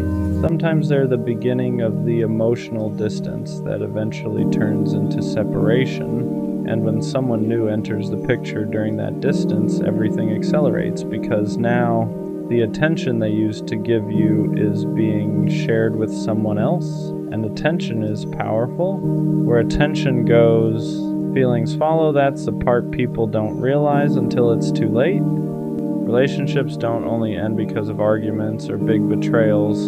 Sometimes they end because someone else slowly starts occupying emotional space that used to belong to you. And once that space is filled, the connection you had starts shrinking. Not because you stopped trying, but because their focus shifted. And when someone's focus shifts, their feelings usually follow. So when she finally chose him, it felt sudden to me. But maybe it wasn't sudden at all. Maybe it was just the final step in something that had been changing quietly for a long time, and accepting that wasn't easy, because it meant admitting that the relationship I thought I still had was already fading before I realized it. Once I accepted that the relationship had been fading, before the moment she chose him, something else started changing inside me. The story in my head started shifting. At first, the story was simple. She chose him because I wasn't enough. That thought sits heavy when someone leaves you for someone else, because it makes it feel like a comparison you lost, like you were weighed against someone else and came up short. But the more time passed, the more I started questioning that narrative, because if I'm honest with myself, I know who I was in that relationship. I was loyal, I was present, I showed up when things weren't easy, I stayed even when conversations got difficult. And those things don't suddenly lose value just because someone decides to walk away. Sometimes people don't leave because you were lacking something. Sometimes they leave because they're searching for something different, different timing, different energy, different experiences. And when someone is searching for something different, the person they leave behind isn't always the problem. They're just not the direction that person wants to move in anymore. That realization doesn't erase the pain instantly, but it does change the way you carry it, because instead of feeling like you lost a competition, you start realizing that you were simply part of someone else's journey, a chapter, not the entire story. And yeah, that can be hard to accept at first, because when you're in love, you don't imagine yourself as just a chapter. You imagine yourself as the ending, but life doesn't always work like that. Sometimes people walk into your life for a season, they teach you something, they change you in ways you didn't expect, and then they move on to a different path. And when that happens, the choice they make isn't always about your worth. Sometimes it's simply about their direction. She chose him, but that doesn't mean I was someone unworthy of being chosen. It just means her path went somewhere else. By the time enough time passed, the pain stopped feeling like rejection and started feeling more like clarity, because when someone chooses someone else over you, it forces you to confront something uncomfortable. You can't control who someone chooses. You can't convince someone to value what they've already started letting go of. And you definitely can't compete for someone who's already made their decision. For a long time, I thought about what I could have done differently. Maybe I could have been more exciting. Maybe I could have been more unpredictable. Maybe I could have noticed the distance sooner. But eventually I realized something important. Even if I had done everything perfectly, the outcome might have been the same, because when someone's feelings start shifting, they don't always shift because of something you did wrong. Sometimes they shift because that person is changing, their priorities change, their emotions change, the things they're drawn to change. And when that happens, the person they once chose can slowly stop feeling like the person they want to keep choosing. That doesn't mean the connection was fake, it just means it wasn't permanent. And once I understood that, something inside me relaxed, not because it stopped hurting, but because I stopped trying to rewrite the past. I stopped trying to find the exact moment where everything could have been saved, because sometimes relationships don't end because of a single mistake. Sometimes they end because two people slowly start walking in different directions, and when that happens, no amount of effort can force the paths back together. She chose him, and for a long time, that sentence felt like the worst thing that could have happened to me. But eventually I started realizing something else. If someone can choose someone else over you, then they were never meant to be the person who chooses you forever. And that realization hurts at first, but it also frees you, because it reminds you that being chosen by the wrong person isn't the goal. Being chosen by the right person is. Looking back now, the moment she chose him doesn't define me the way it used to. At first it felt like proof that I lost something important, but over time I realized something different. I didn't lose my ability to love. I didn't lose my loyalty. I didn't lose the way I show up for people when I care about them. Those things didn't disappear just because one person decided to walk away. The only thing that changed was the direction my life was moving in. And maybe that direction was always meant to change, because the truth is, relationships aren't about holding on to someone who no longer chooses you. They're about eventually finding someone who continues choosing you, not once, not only when things feel easy, but again and again. Through the normal days, through the difficult conversations, through the moments where excitement fades and what's left is commitment. And if someone can walk away from you for someone else, it simply means they weren't the person who was going to make that kind of commitment. She chose him, and that used to feel like the end of my story. Now it just feels like a moment that redirected it, because one day someone else will choose me. When they do, it won't feel like a competition, it'll feel like certainty. I didn't realize it at first, but she was keeping me around just in case things didn't work out with someone else, just in case she got bored, just in case she needed someone who would always answer. And the worst part, I thought I was actually important to her, because she would still text me, still check in, still have those moments where it felt like we had something real. So I stayed, because when someone doesn't fully leave, it gives you hope. And hope is dangerous when it's built on inconsistency.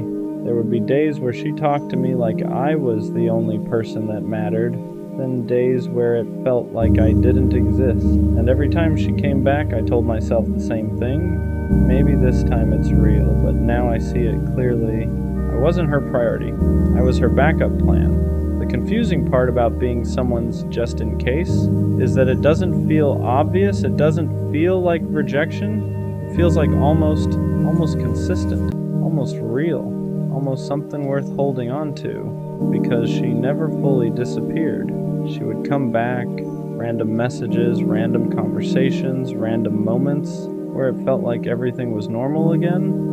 And every time that happened, it reset everything in my head. It made me forget the distance, forget the inconsistency, forget the fact that I only heard from her when it was convenient, because those moments felt real. And when something feels real, you don't question it, you lean into it. But what I didn't realize was this: she wasn't coming back because she chose me.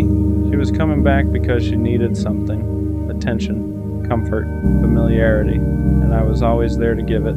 That's what kept me in the cycle, because I wasn't being rejected, I was being reused. The more I looked at it honestly, the more the pattern became clear. I wasn't part of her life consistently. I was part of her life conveniently.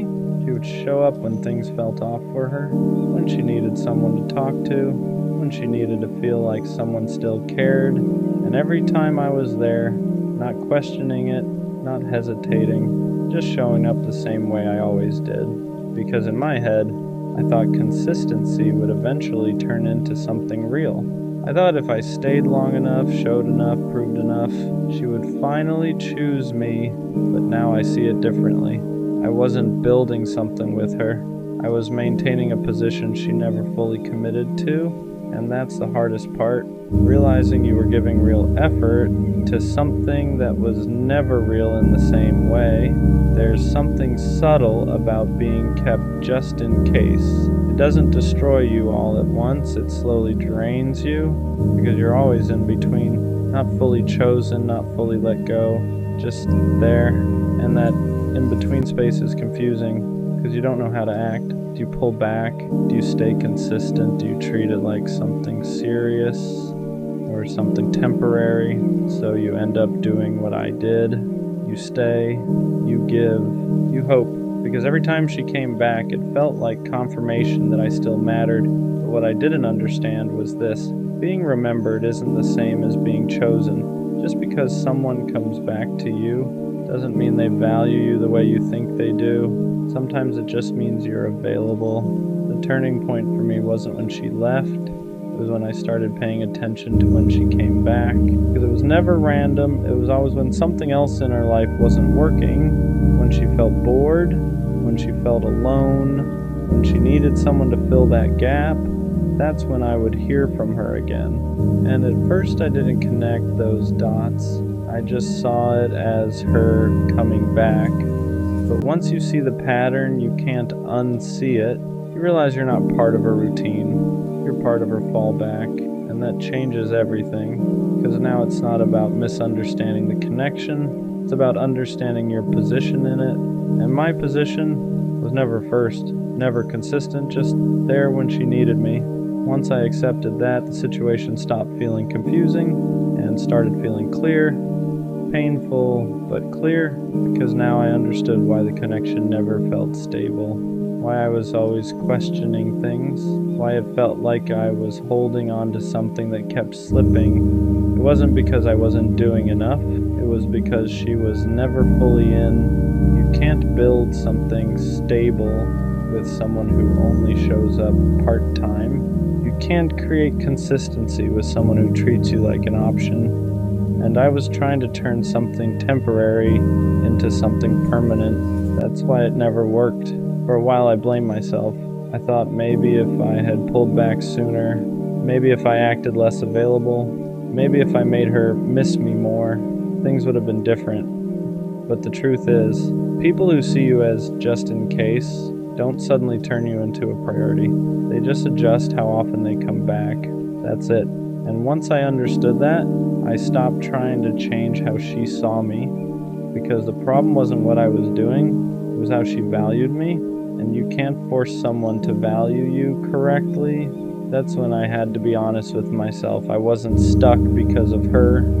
I was stuck because I kept accepting that position. I kept answering, kept showing up, kept giving her access to me whenever she decided to come back. And every time I did that, I reinforced the same thing, that I would always be there no matter how inconsistent she was. And once you allow that pattern, it becomes the expectation, not the exception. So the real shift didn't come from her changing. It came from me realizing I had to stop participating in it. Walking away from that wasn't easy, because when you've been someone's just in case for a while, it starts to feel normal. You get used to the cycle, the ups, the silence, the return. And breaking that cycle means facing something uncomfortable, that the connection you thought you had was never what you believed it was. But once you step out of it, you start seeing clearly again. You start realizing how much energy you were giving to something that wasn't giving you the same in return, and that clarity changes everything. So yeah, she kept me around just in case, and for a while I stayed because I thought being there meant something, but now I understand the difference. Being someone's option isn't the same as being someone's choice. The right person doesn't keep you on standby. They don't come and go. They don't leave you guessing about where you stand. They choose you, clearly, consistently, without hesitation. And next time, I won't stay in a position where I feel like I'm waiting to be picked, because I'm not here to be someone's just in case. I'm here to be someone's only choice.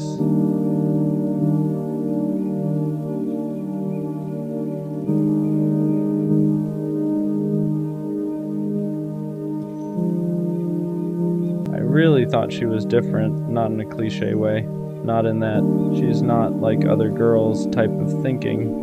I mean, I genuinely believe she moved differently, because from the start she didn't feel like everyone else. She listened, she asked questions, she made it seem like she actually cared about what I was saying, and that's rare, especially now.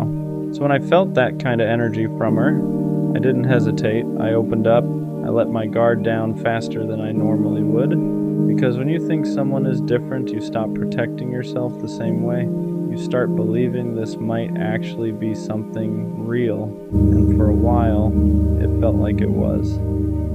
The conversations were easy. Nothing felt forced. It felt like we were naturally building something without trying too hard. And that's what convinced me the most, because real connections aren't supposed to feel complicated. They're supposed to feel natural. So I leaned into it. I gave her my time, my attention, my energy. And I didn't second guess it, because in my head I wasn't just talking to someone random. I was building with someone who was different. At least that's what I thought. The more I talked to her, the more convinced I became that she wasn't like everyone else, because she didn't play games. At least it didn't feel like she did. She replied consistently. She didn't disappear randomly. She made the effort to keep conversations going. And when you've dealt with enough inconsistency before, that kind of energy stands out. It feels real, so I trusted it. I stopped overthinking things. I stopped questioning her intentions, because when someone shows you consistency, it feels like proof. Proof that they're serious, proof that they're different, proof that this might actually go somewhere. And that's when I started investing more, not just time, but emotionally. I started letting her see parts of me I don't usually show right away. The way I think, the things I've been through, the way I actually feel about certain things, because I thought she was someone who would understand it, someone who wouldn't take that lightly, and she made it seem like she didn't. She would listen, she would respond in a way that felt genuine. She made it feel like what I was saying actually mattered to her, and that's what pulled me in deeper, because attention is one thing, but understanding, that's different, or at least it's supposed to be. But what I didn't realize at the time was this: just because someone understands you doesn't mean they value you the way you think they do. That realization didn't hit me right away. At first, everything still felt real, because when someone listens to you, understands you, and responds in a way that feels genuine, it's easy to believe they care on a deeper level. And I did. I thought she saw me.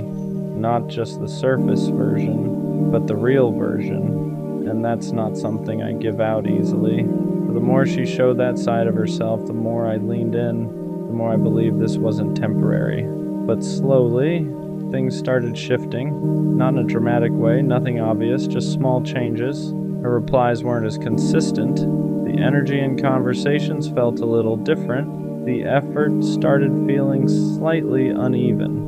At first I ignored it, because when you believe someone is different, you don't immediately assume they're changing. You assume something else is going on. Maybe she's busy, maybe she's stressed, maybe she just needs space. So I stayed patient. I didn't pull back. I didn't question her. I just kept showing up the same way I always did. Because in my mind, you don't give up on something real just because it feels off for a moment. But here's the thing I didn't realize yet. When someone is actually different, their consistency doesn't disappear without explanation. That's when I started noticing something I didn't want to admit. The version of her I thought was different only existed in certain moments, not consistently, because when everything was good, she showed up fully.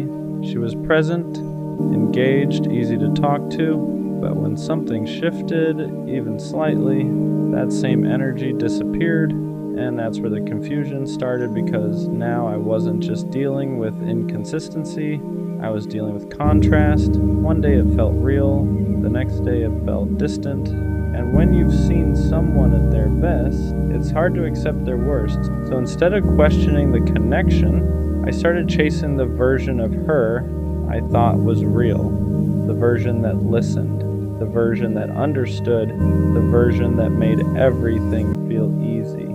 I kept telling myself, that's who she really is, and maybe sometimes it was. But here's the truth I had to face. If someone only shows up for you sometimes, that's not who they are. That's just who they are when it's convenient. And I didn't want to believe that, because admitting that meant admitting something bigger, that maybe she wasn't different. I just experienced her best moments and mistook them for her whole character. Once I accepted that the different version of her wasn't consistent, something else started becoming clear. I wasn't reacting to who she actually was. I was reacting to who I thought she was. And that's a dangerous place to be, because when you build feelings based on someone's best moments, you start ignoring their patterns. You hold on to the highs and excuse the lows. You remember how good it felt when everything clicked, and you convince yourself that version of them is the real one. So every time she pulled away, I didn't take it at face value. I told myself she'll come back to how she was. Every time the energy dropped, I didn't question it. I just stayed consistent, hoping things would reset. And sometimes they did. She would come back, the conversations would feel right again, the connection would feel easy again, and those moments would convince me all over again that she was different. But now, I understand something I didn't see back then. Those moments weren't proof of consistency, they were just temporary alignment. And temporary alignment feels real when you want something to work, but real connection doesn't come and go like that. It stays. The more I thought about it, the more I realized something I didn't want to admit. I wasn't in a stable connection. I was in a cycle of highs and lows that kept resetting my feelings every time things felt good again. Because every time she came back with that same energy, the version of her that felt easy, understanding, and real, it made me forget everything that didn't make sense. It made me forget the distance, the inconsistency, the moments where I felt like I was the only one holding it together. And that's how cycles keep you stuck. They give you just enough to stay, but never enough to feel secure. And I confused that with something meaningful. I thought the fact that we could get back to that good place meant something. I thought it meant the connection was strong enough to survive anything. But now I understand something clearly. If something keeps breaking and resetting, it's not strong, it's unstable, and I was calling instability different because I didn't want to accept that it wasn't what I thought it was. At some point, I had to stop focusing on how she was in her best moments and start paying attention to how she showed up consistently, because consistency tells you the truth, not the highlights, not the good days, not the moments where everything feels perfect. Consistency. And when I looked at that honestly, the picture changed. She wasn't always there, she wasn't always present, she wasn't always giving the same energy I was. And that's when it hit me. Someone who is actually different doesn't make you feel unsure about where you stand. They don't make you question their effort. They don't make you feel like you're chasing clarity. They give you that clarity naturally, and I didn't have that. I had moments of clarity mixed with long stretches of confusion, and confusion isn't what different feels like. Once I stopped chasing the version of her I wanted, everything started making more sense, because the truth is, she didn't change. I just started seeing her clearly. She was consistent in one way. She showed up when it was easy, when the energy was good, when the conversations were light, when everything felt natural. but when things required depth, consistency, effort over time, that's when the difference showed. And that's when I had to admit something to myself. She wasn't different in the way I thought.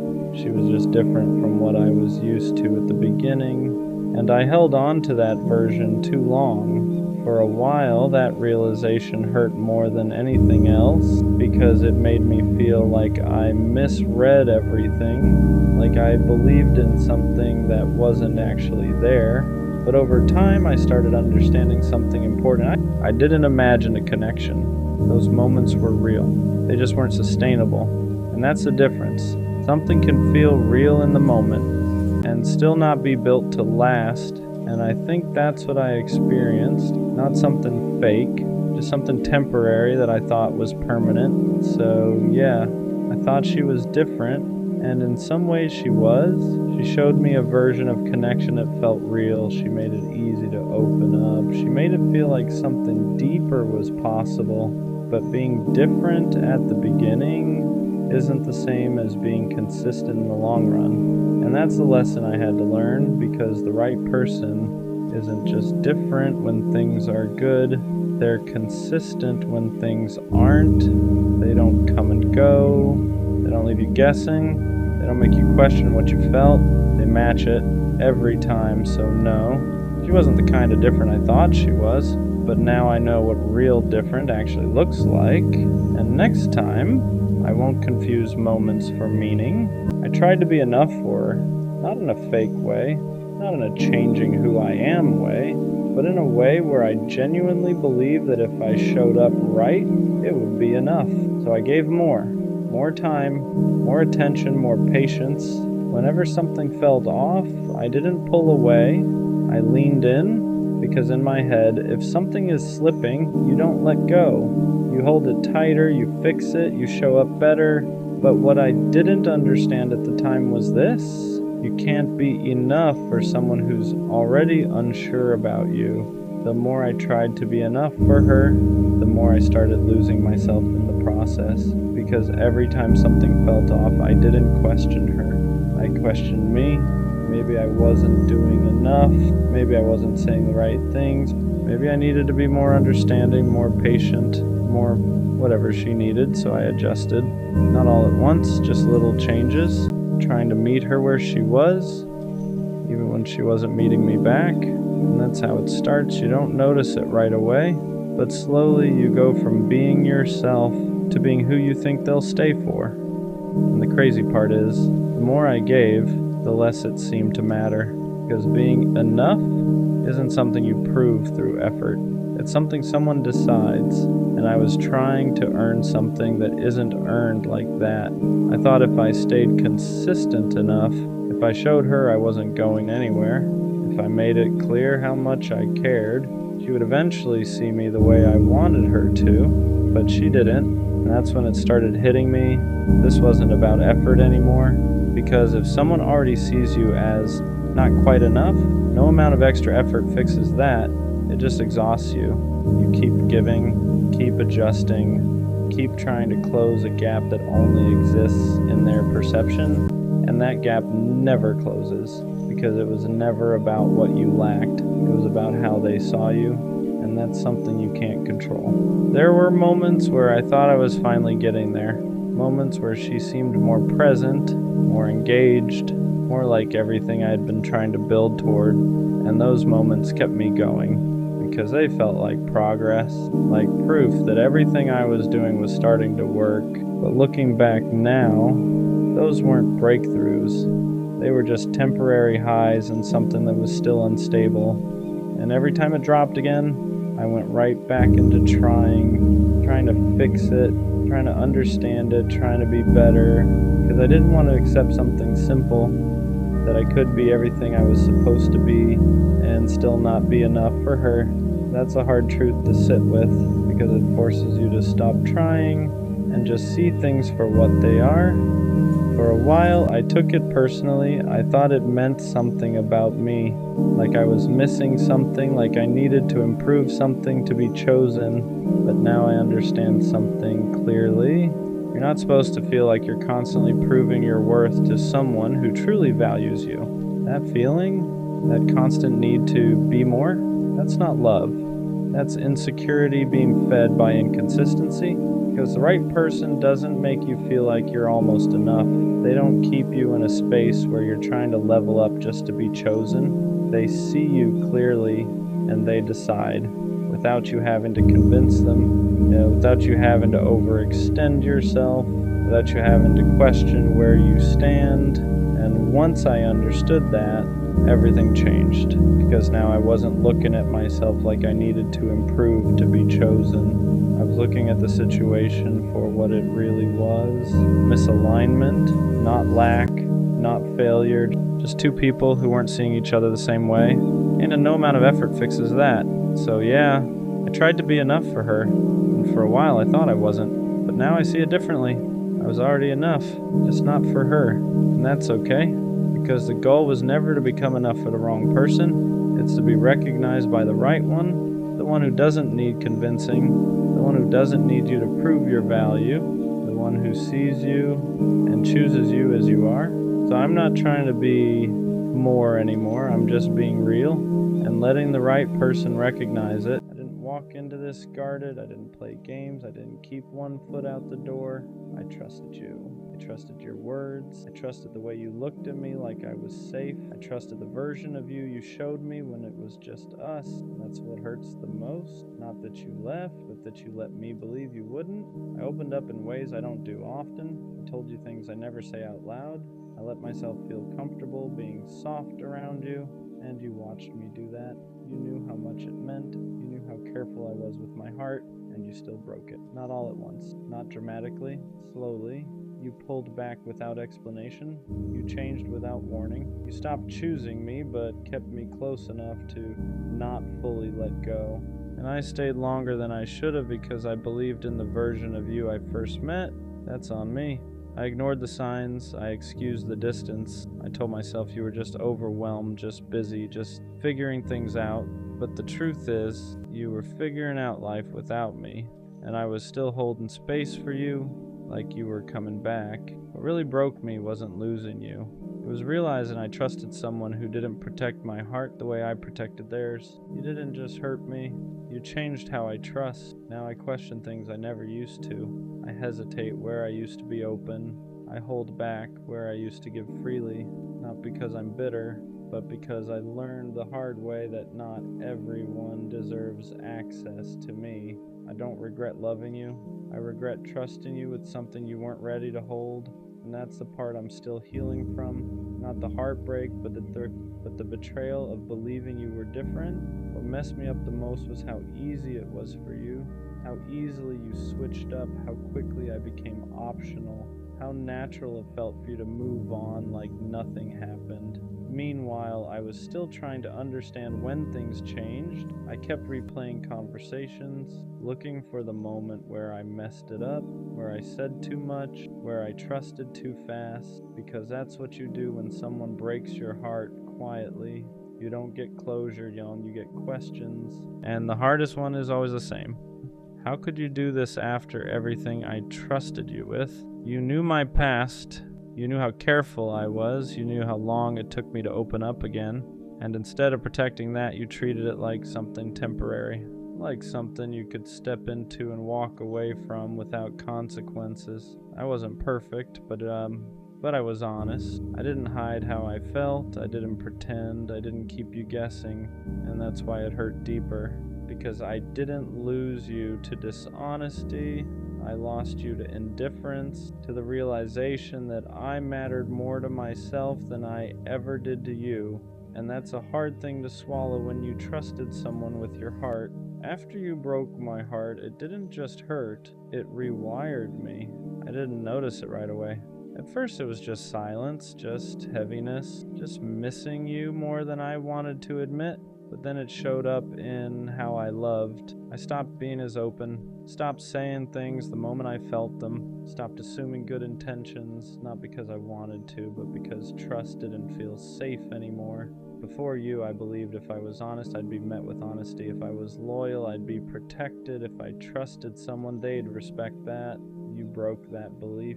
Now every connection comes with hesitation. Every feeling comes with a pause. Every time someone gets close, a part of me wonders how long before they leave too.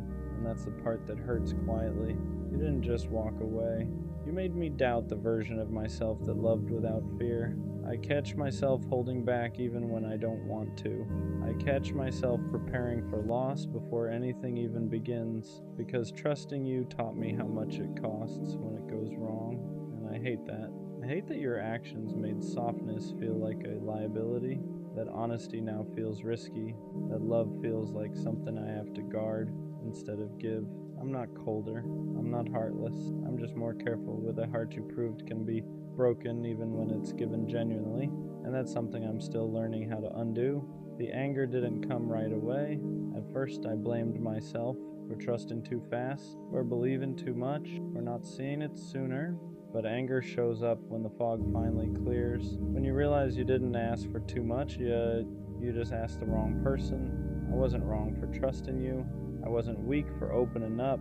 I wasn't naive for believing your words. You just didn't deserve the level of honesty I gave you. And that truth stings, because it means the pain wasn't a lesson about loving better. It was a lesson about choosing better. You knew what you were doing. You knew how much I cared. You knew how much trust cost me. And you still chose yourself without considering the damage. That's where the anger lives, not in hatred, but in clarity. In the realization that I gave real effort to someone who treated it casually, that I showed up while you slowly checked out, that I protected your feelings while you ignored mine, and I don't hate you for leaving. I'm angry because you stayed long enough to earn my trust and left like it never mattered. That kind of hurt doesn't make you loud, it makes you precise. It teaches you that love without accountability isn't love at all. And from that point on, I stopped questioning my worth and started questioning why I ever doubted it. At some point, I stopped waiting for closure from you. Not because I got answers, but because I realized I wasn't going to. You never explained yourself, never owned the hurt, never acknowledged what it cost me to trust you, and for a while that ate at me. I wanted you to see it, to understand what you broke, to say something that made it make sense. But silence was the end, not the one I wanted, the one I needed, because it showed me that the kind of closure I was looking for was never coming from you. So I had to give it to myself. I had to accept that some people don't leave loudly.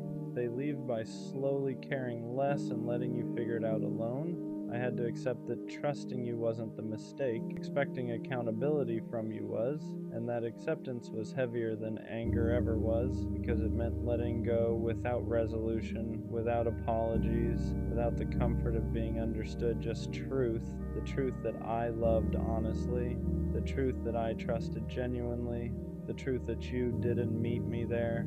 And as painful as that is, it also freed me, because I stopped replaying the past trying to fix something that was never mine to fix. I stopped waiting for you to validate my pain.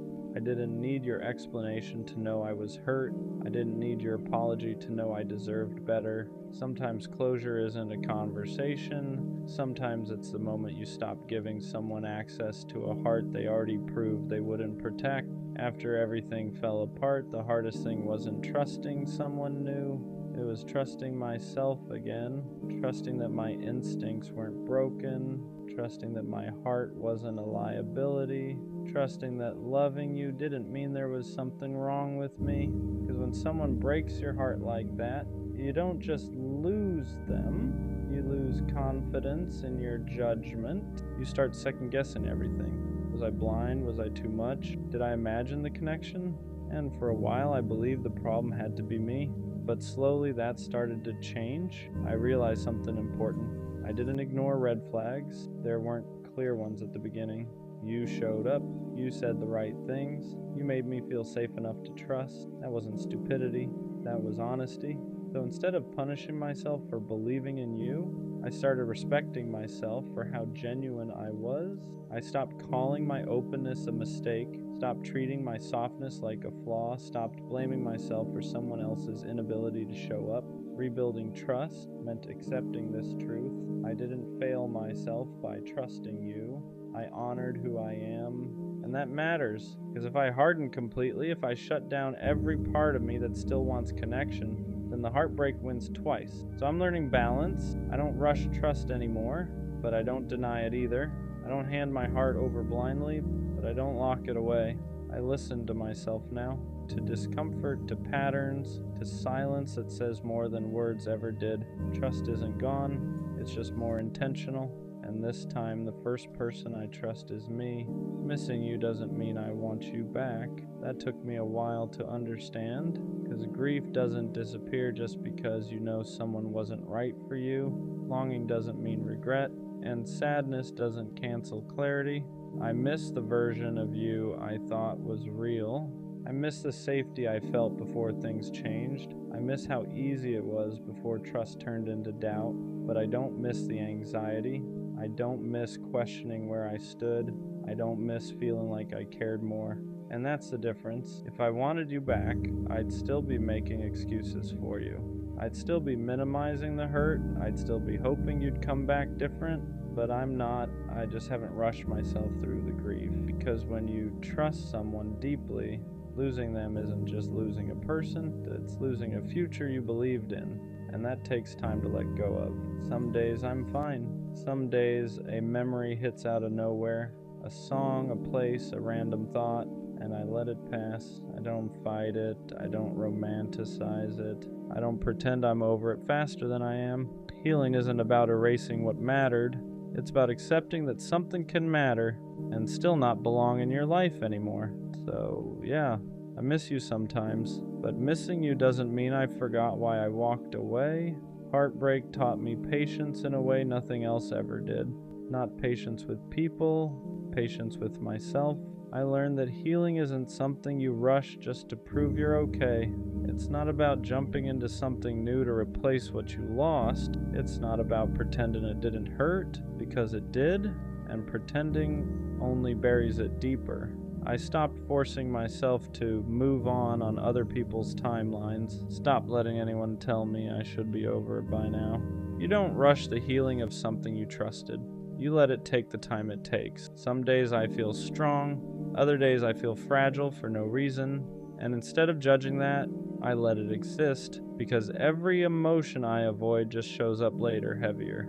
Patience taught me this. You don't heal by replacing someone, you heal by understanding why losing them hurt the way it did. I trusted you. That wasn't small, that wasn't casual, so yeah. It takes time to rebuild the parts of me that believed safety could be permanent, but I'd rather heal slowly and honestly than rush into numbness and call it strength. I'm not behind, I'm not weak, I'm not stuck. I'm just respecting the fact that real trust doesn't break quietly, and it doesn't heal quickly either, and that's okay. Forgiveness didn't come in the way people talk about it. I didn't wake up one day suddenly okay with what you did. I didn't excuse it. I didn't rewrite the story to make it hurt less. What I had to forgive was myself, for trusting you, for believing your words, for opening my heart when I knew how badly it could go wrong. For a long time, I was harder on myself than I ever was on you. I kept thinking I should have known better. I should have seen it coming. I should have protected myself more. But that thinking only added another layer of pain, because loving honestly was never the mistake. I didn't betray myself by trusting you. I honored who I am. I showed up real. I was present. I was vulnerable in a world that tells people not to be. And yeah, that made the heartbreak deeper. But it also means nothing about my love was fake. Forgiving myself meant accepting this. I didn't lose because I trusted. I lost because someone couldn't meet me at the level I was willing to give. And that's not something I need to punish myself for. So I stopped replaying the past, looking for a version of me that could have avoided the hurt. There wasn't one. Sometimes pain isn't a warning you missed. Sometimes it's just the cost of being genuine with the wrong person. And once I understood that, the shame started to loosen its grip. I could carry the memory without carrying the blame. Trusting you taught me something I never wanted to learn this way. That love can be real and still not last. That intentions can be genuine and still fall apart. That opening your heart doesn't guarantee someone will protect it. but it also taught me something else, something important. I learned that the way I love isn't the problem. I didn't lose myself by trusting you.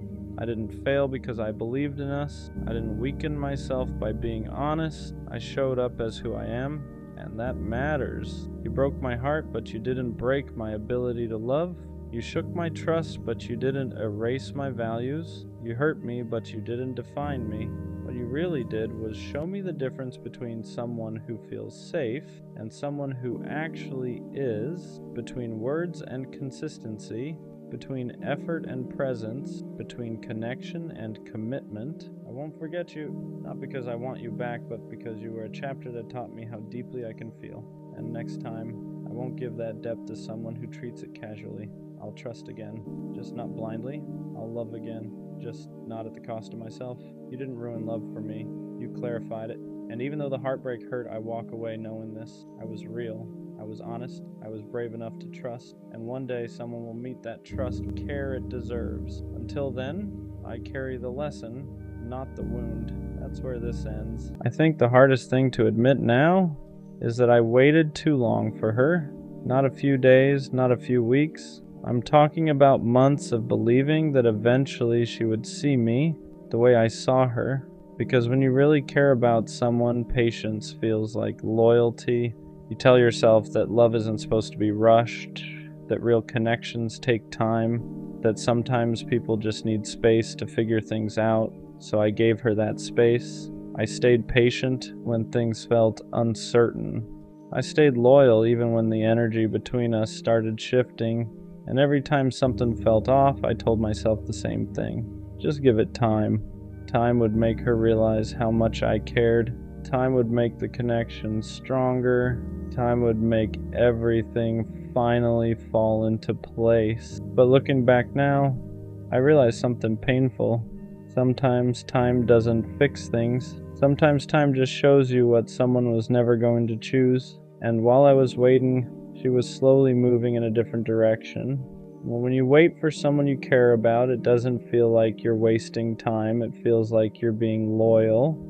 You tell yourself that patience is proof that your feelings are real, that if you just stay consistent long enough, eventually they'll see what's right in front of them. So that's what I did.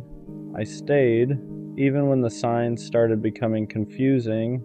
There were moments where she would pull closer again, moments where the conversations felt like they used to, moments where she would say things that made it seem like maybe, just maybe, we were finally getting somewhere. And every time that happened, it reset my hope. It made me believe the waiting was worth it. Because hope is powerful. Hope convinces you that the future will eventually match the way you feel. But the problem with hope is that it can keep you standing in the same place while the other person is slowly walking somewhere else.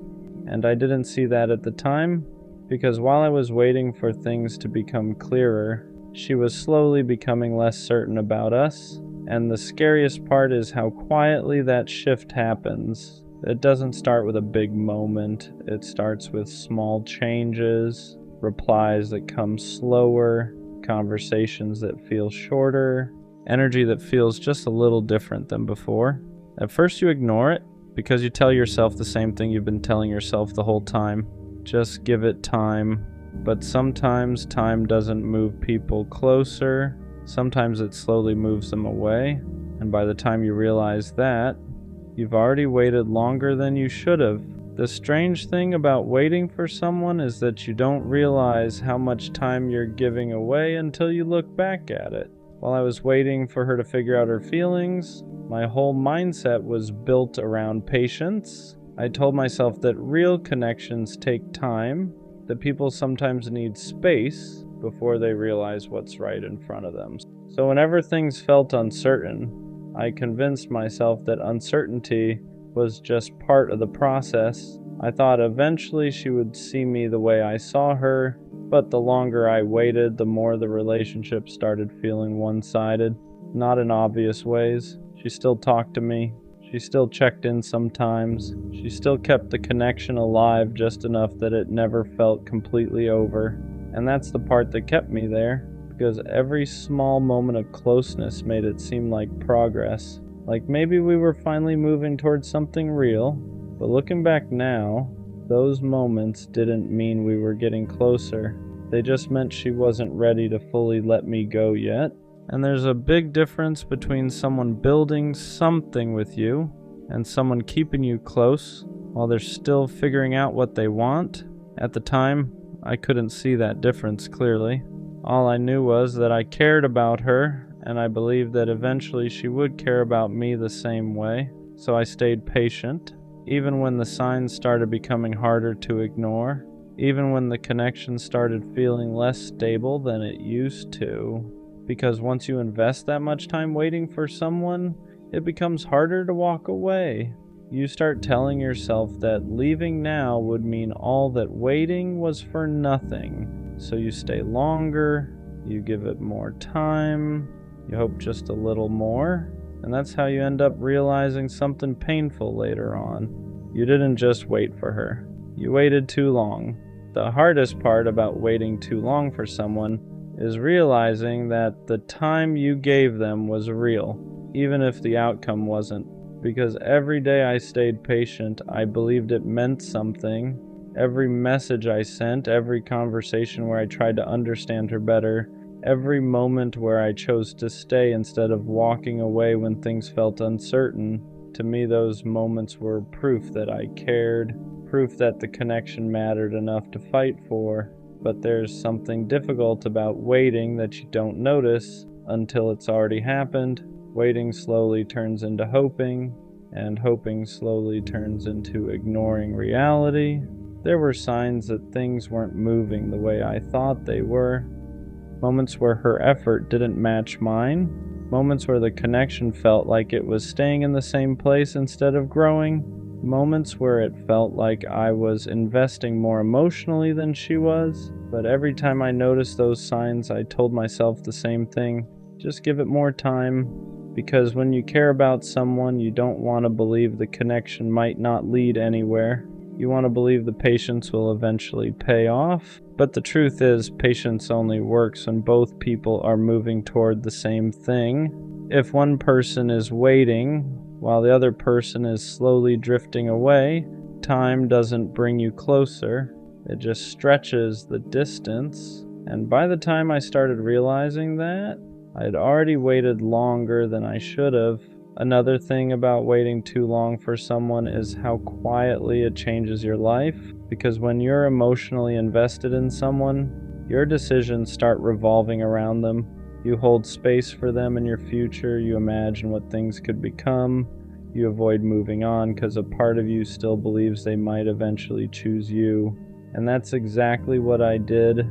I didn't explore other connections. I didn't let myself get too close to anyone else because, in my mind, I was already committed to her, even if the relationship wasn't fully defined. And that's the trap of waiting. You stay emotionally loyal to someone who hasn't fully chosen you yet, not because you're naive, but because you believe loyalty will eventually be recognized. You believe that if someone sees how patient you are, how consistent you are, how much you care, they'll eventually realize you're the right person.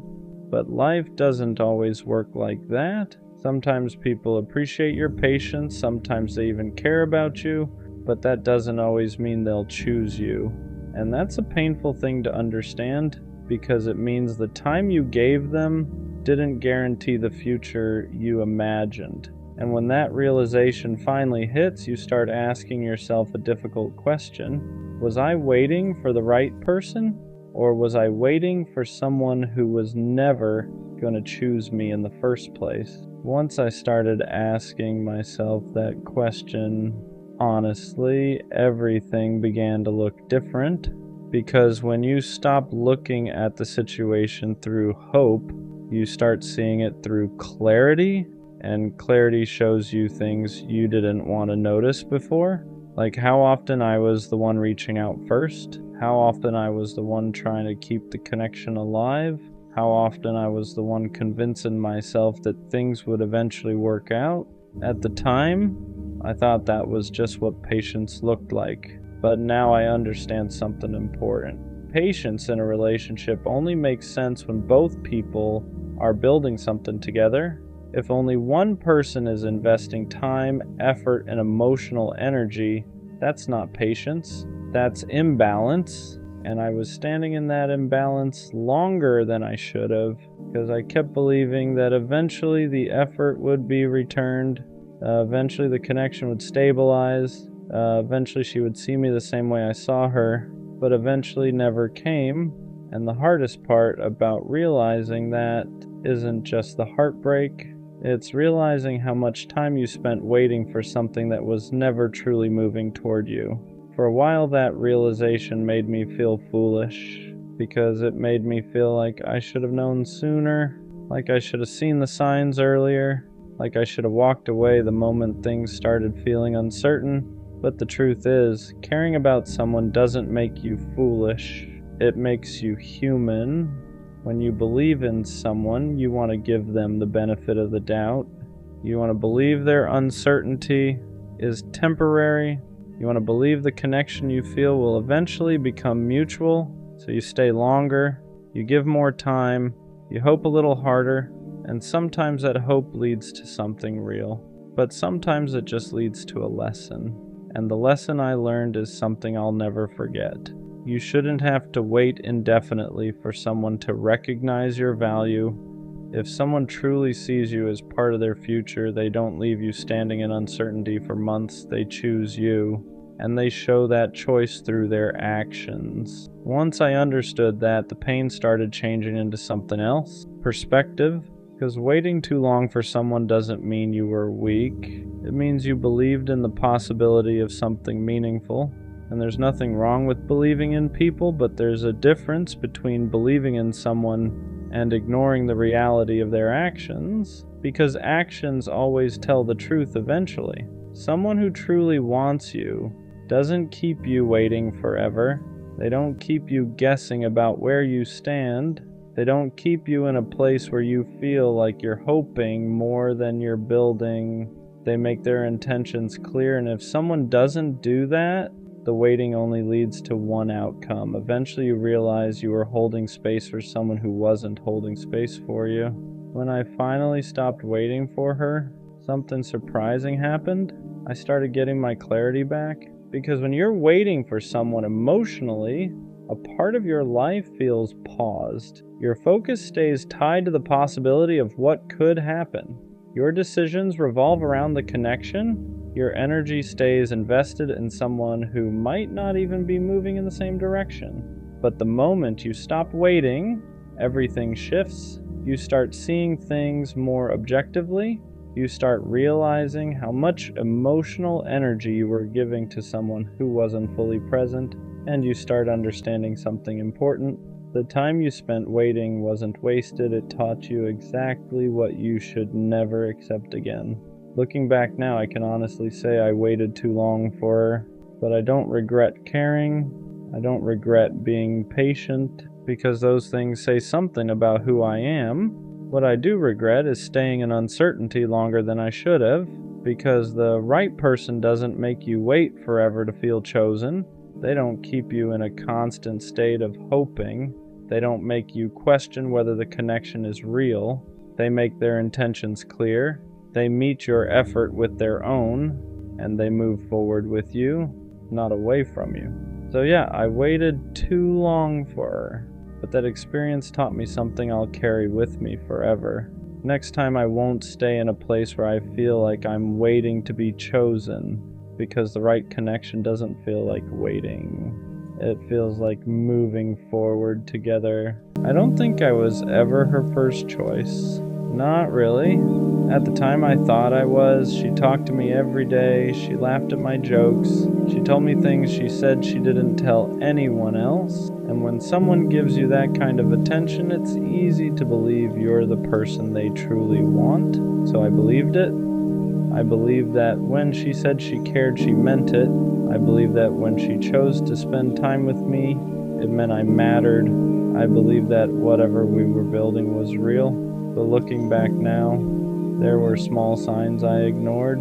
Little moments where something didn't fully add up. Times where she seemed unsure about us. Times where her attention felt divided. Times where it felt like she was still searching for something, even while she was with me.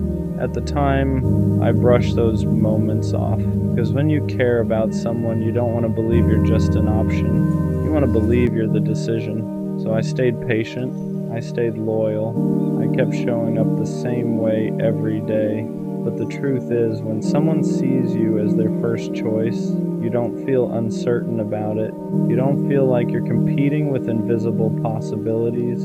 You don't feel like their attention could shift at any moment. Being someone's first choice feels stable. It feels clear. And what we had wasn't always clear. There were moments where it felt strong, but there were also moments where it felt like I was trying harder to keep the connection alive. Like I was the one holding the weight of something she wasn't fully sure about, and I didn't want to admit that to myself because nobody wants to believe they're someone's second option. But eventually the truth shows itself, not through words, through choices, and one day her choices made something very clear.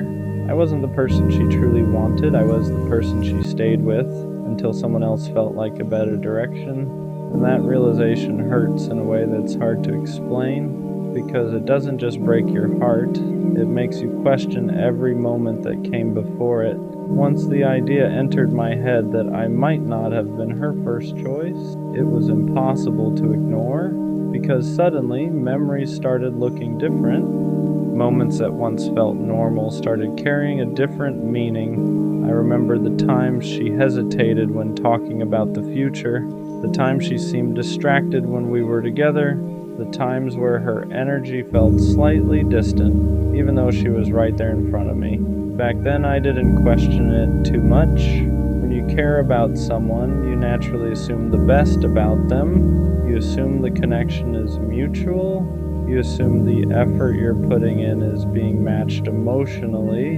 But sometimes the truth sits quietly in the background while we convince ourselves everything is fine. And that's what it felt like when I started replaying those memories. Like the signs were always there, but I didn't want to see them. Because nobody wants to believe they're the backup plan. Nobody wants to believe they're the person someone stays with while they're still figuring out what they really want. But when someone truly sees you as their first choice, things feel different. There's clarity, there's certainty. You don't constantly feel like you have to prove why you deserve to be there. You don't feel like their attention might shift if the right opportunity appears.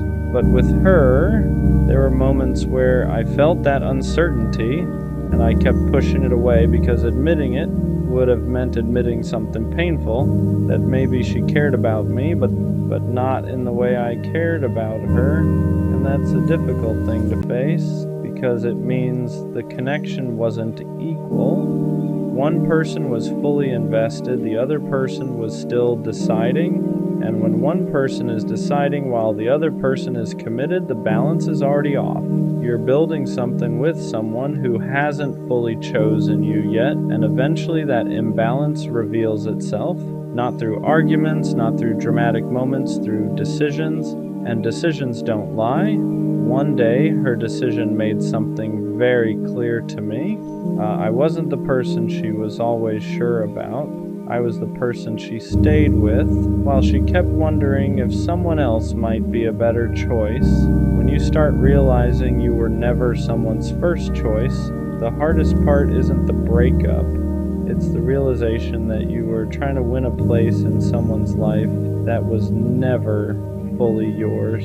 Because when someone truly chooses you, you don't feel like you're competing with invisible options. You don't feel like their attention could disappear the moment something new shows up. You don't feel like you constantly have to prove why you deserve to be there. But with her, that feeling existed sometimes, not all the time, just enough to quietly sit in the back of my mind. There were moments where everything felt perfect. We talked for hours, we'd laugh like nothing else in the world mattered. And during those moments, I believed completely that I was the person she wanted. But then there were other moments where she seemed unsure, moments where her energy changed, moments where I felt like I was the one holding the connection together. And the strange thing about being someone's second option is this: they can still care about you, they can still enjoy your company, they can still appreciate what you bring into their life, but deep down, there's a part of them that hasn't fully committed, a part of them that's still wondering, still looking, still asking themselves if there's something else out there that fits them better. And that's a painful place to stand in someone's life, because while you're building something real, they're still evaluating it. You're investing, they're deciding, you're certain, they're uncertain, and when one person is certain while the other person is unsure, the outcome is almost always the same. Eventually, the person who was unsure finds a direction that feels clearer to them. And when that happens, the person who was giving everything suddenly realizes something heartbreaking. They were never the final decision. They were the temporary one. The moment I finally accepted that I was never her first choice, everything started making more sense. For the longest time, I thought the problem was something I did wrong. Maybe I didn't say the right things. Maybe I didn't keep things exciting enough. Maybe I should have noticed the distance sooner. Your mind does that when someone walks away. It starts searching for mistakes you could fix. Because if there's a mistake, then maybe there was a way to save it. But the more I thought about it, the more I realized something uncomfortable. I wasn't losing because I failed. I was losing because she was never fully choosing me to begin with. There's a big difference between someone being with you and someone being certain about you. At the time, I thought those were the same thing, but they're not. Someone can spend time with you, someone can laugh with you, someone can even care about you, and still not see you as the person they're fully committed to. And when someone isn't fully committed, their heart stays open to other possibilities. That's where the uncertainty comes from. That's why the energy sometimes feels inconsistent. That's why you occasionally feel like you're trying harder than they are, because deep down, one person is already sure, and the other person is still deciding.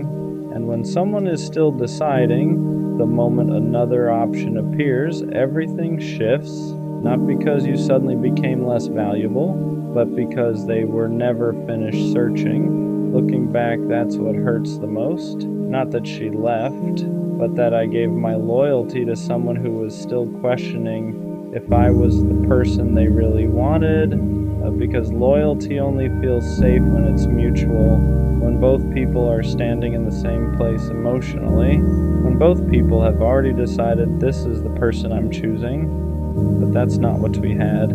I had already chosen her. She was still deciding if she should choose me, and eventually she didn't. After that realization hit me that I was never really her first choice, something inside me shifted.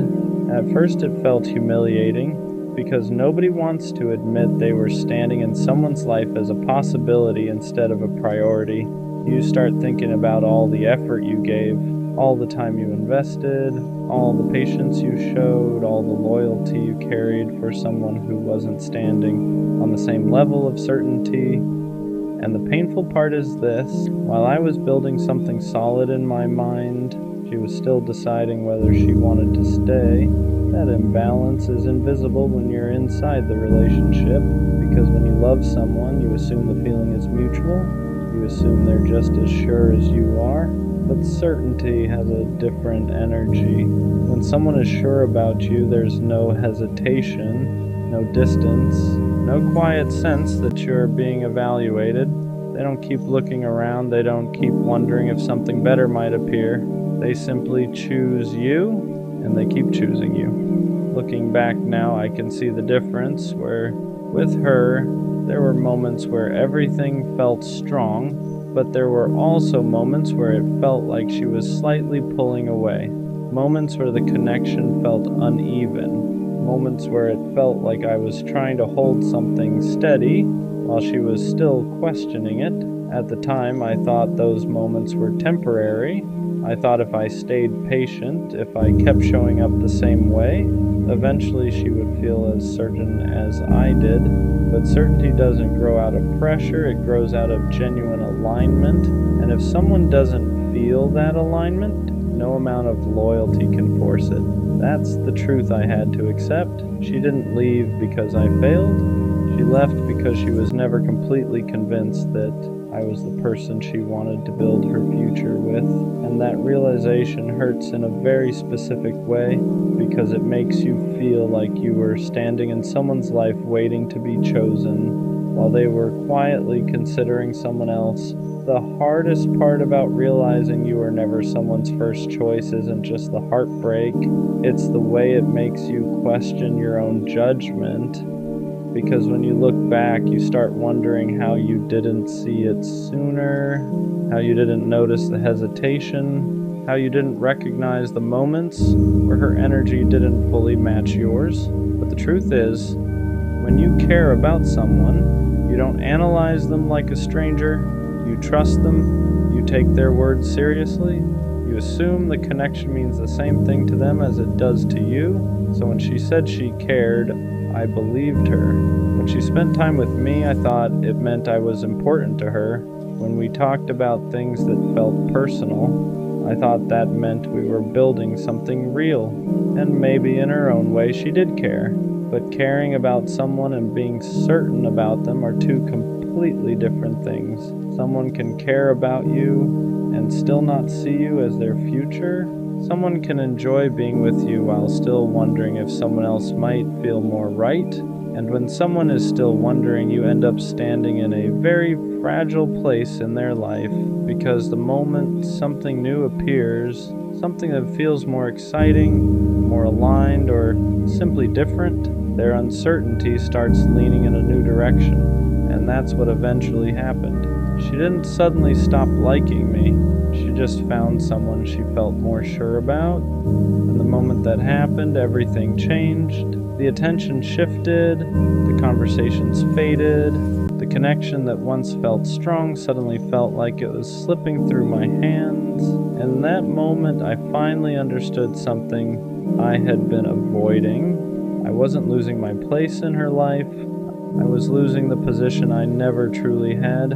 I wasn't the person she had fully chosen. I was the person she stayed with while she was still deciding. Once I accepted that I was never her first choice, another realization started settling in. I wasn't just hurt because she left. I was hurt because of what it revealed about the entire relationship. Because when you think someone chose you, you build your whole mindset around that belief. You become loyal.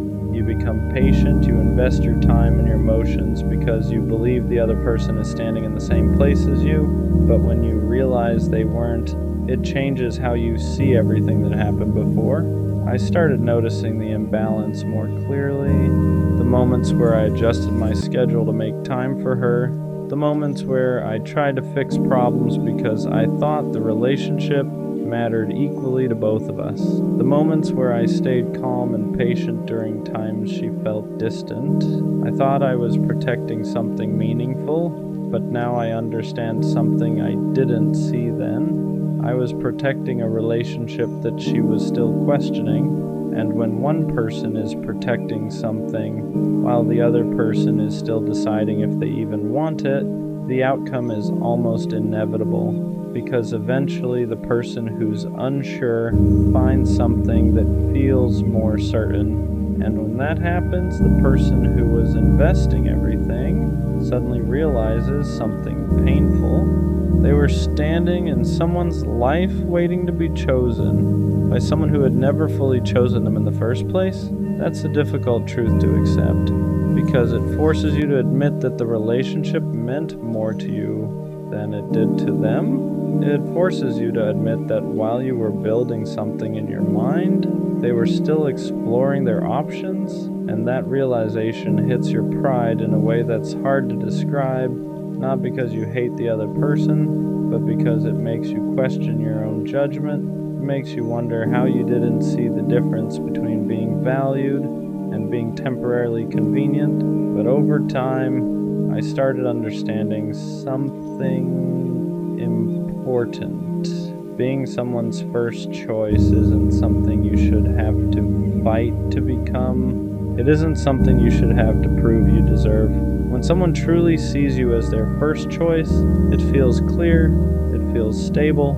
You don't spend your time wondering if someone else might replace you, because they've already decided where they stand. And with her, that decision was never fully made, not in the way I thought it was. After enough time passed, the pain of realizing I was never her first choice slowly started turning into something else. Clarity, because once the emotions settle down, you begin seeing the relationship without the illusion you had while you were inside it. When I was with her, I kept thinking that if I just stayed loyal enough, patient enough, supportive enough, eventually she would see that I was the right person. I thought certainty was something that would grow over time. But real certainty doesn't need to be convinced, it doesn't need to be proven. When someone truly sees you as their first choice, they don't hesitate. They don't keep looking around, they don't treat you like a possibility they're still evaluating. They choose you, and that choice feels obvious. Looking back, I realized I spent a lot of time trying to earn a position that should have been natural.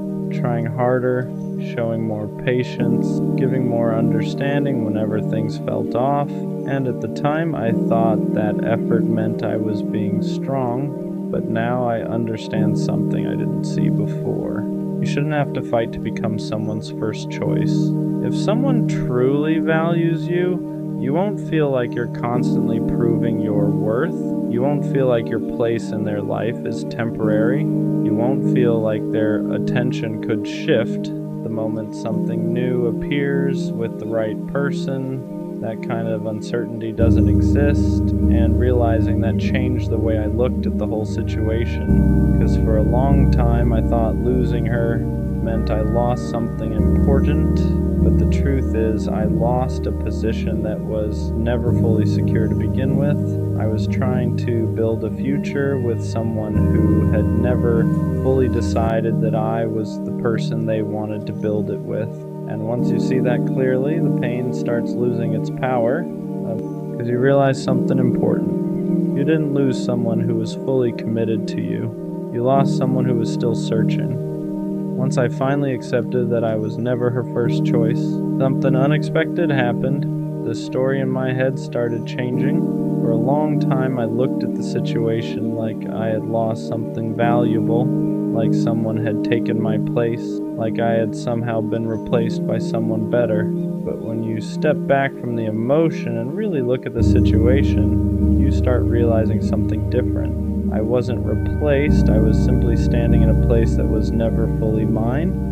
Because when someone truly sees you as their first choice, there isn't a long period of hesitation. There isn't a constant feeling that something might change.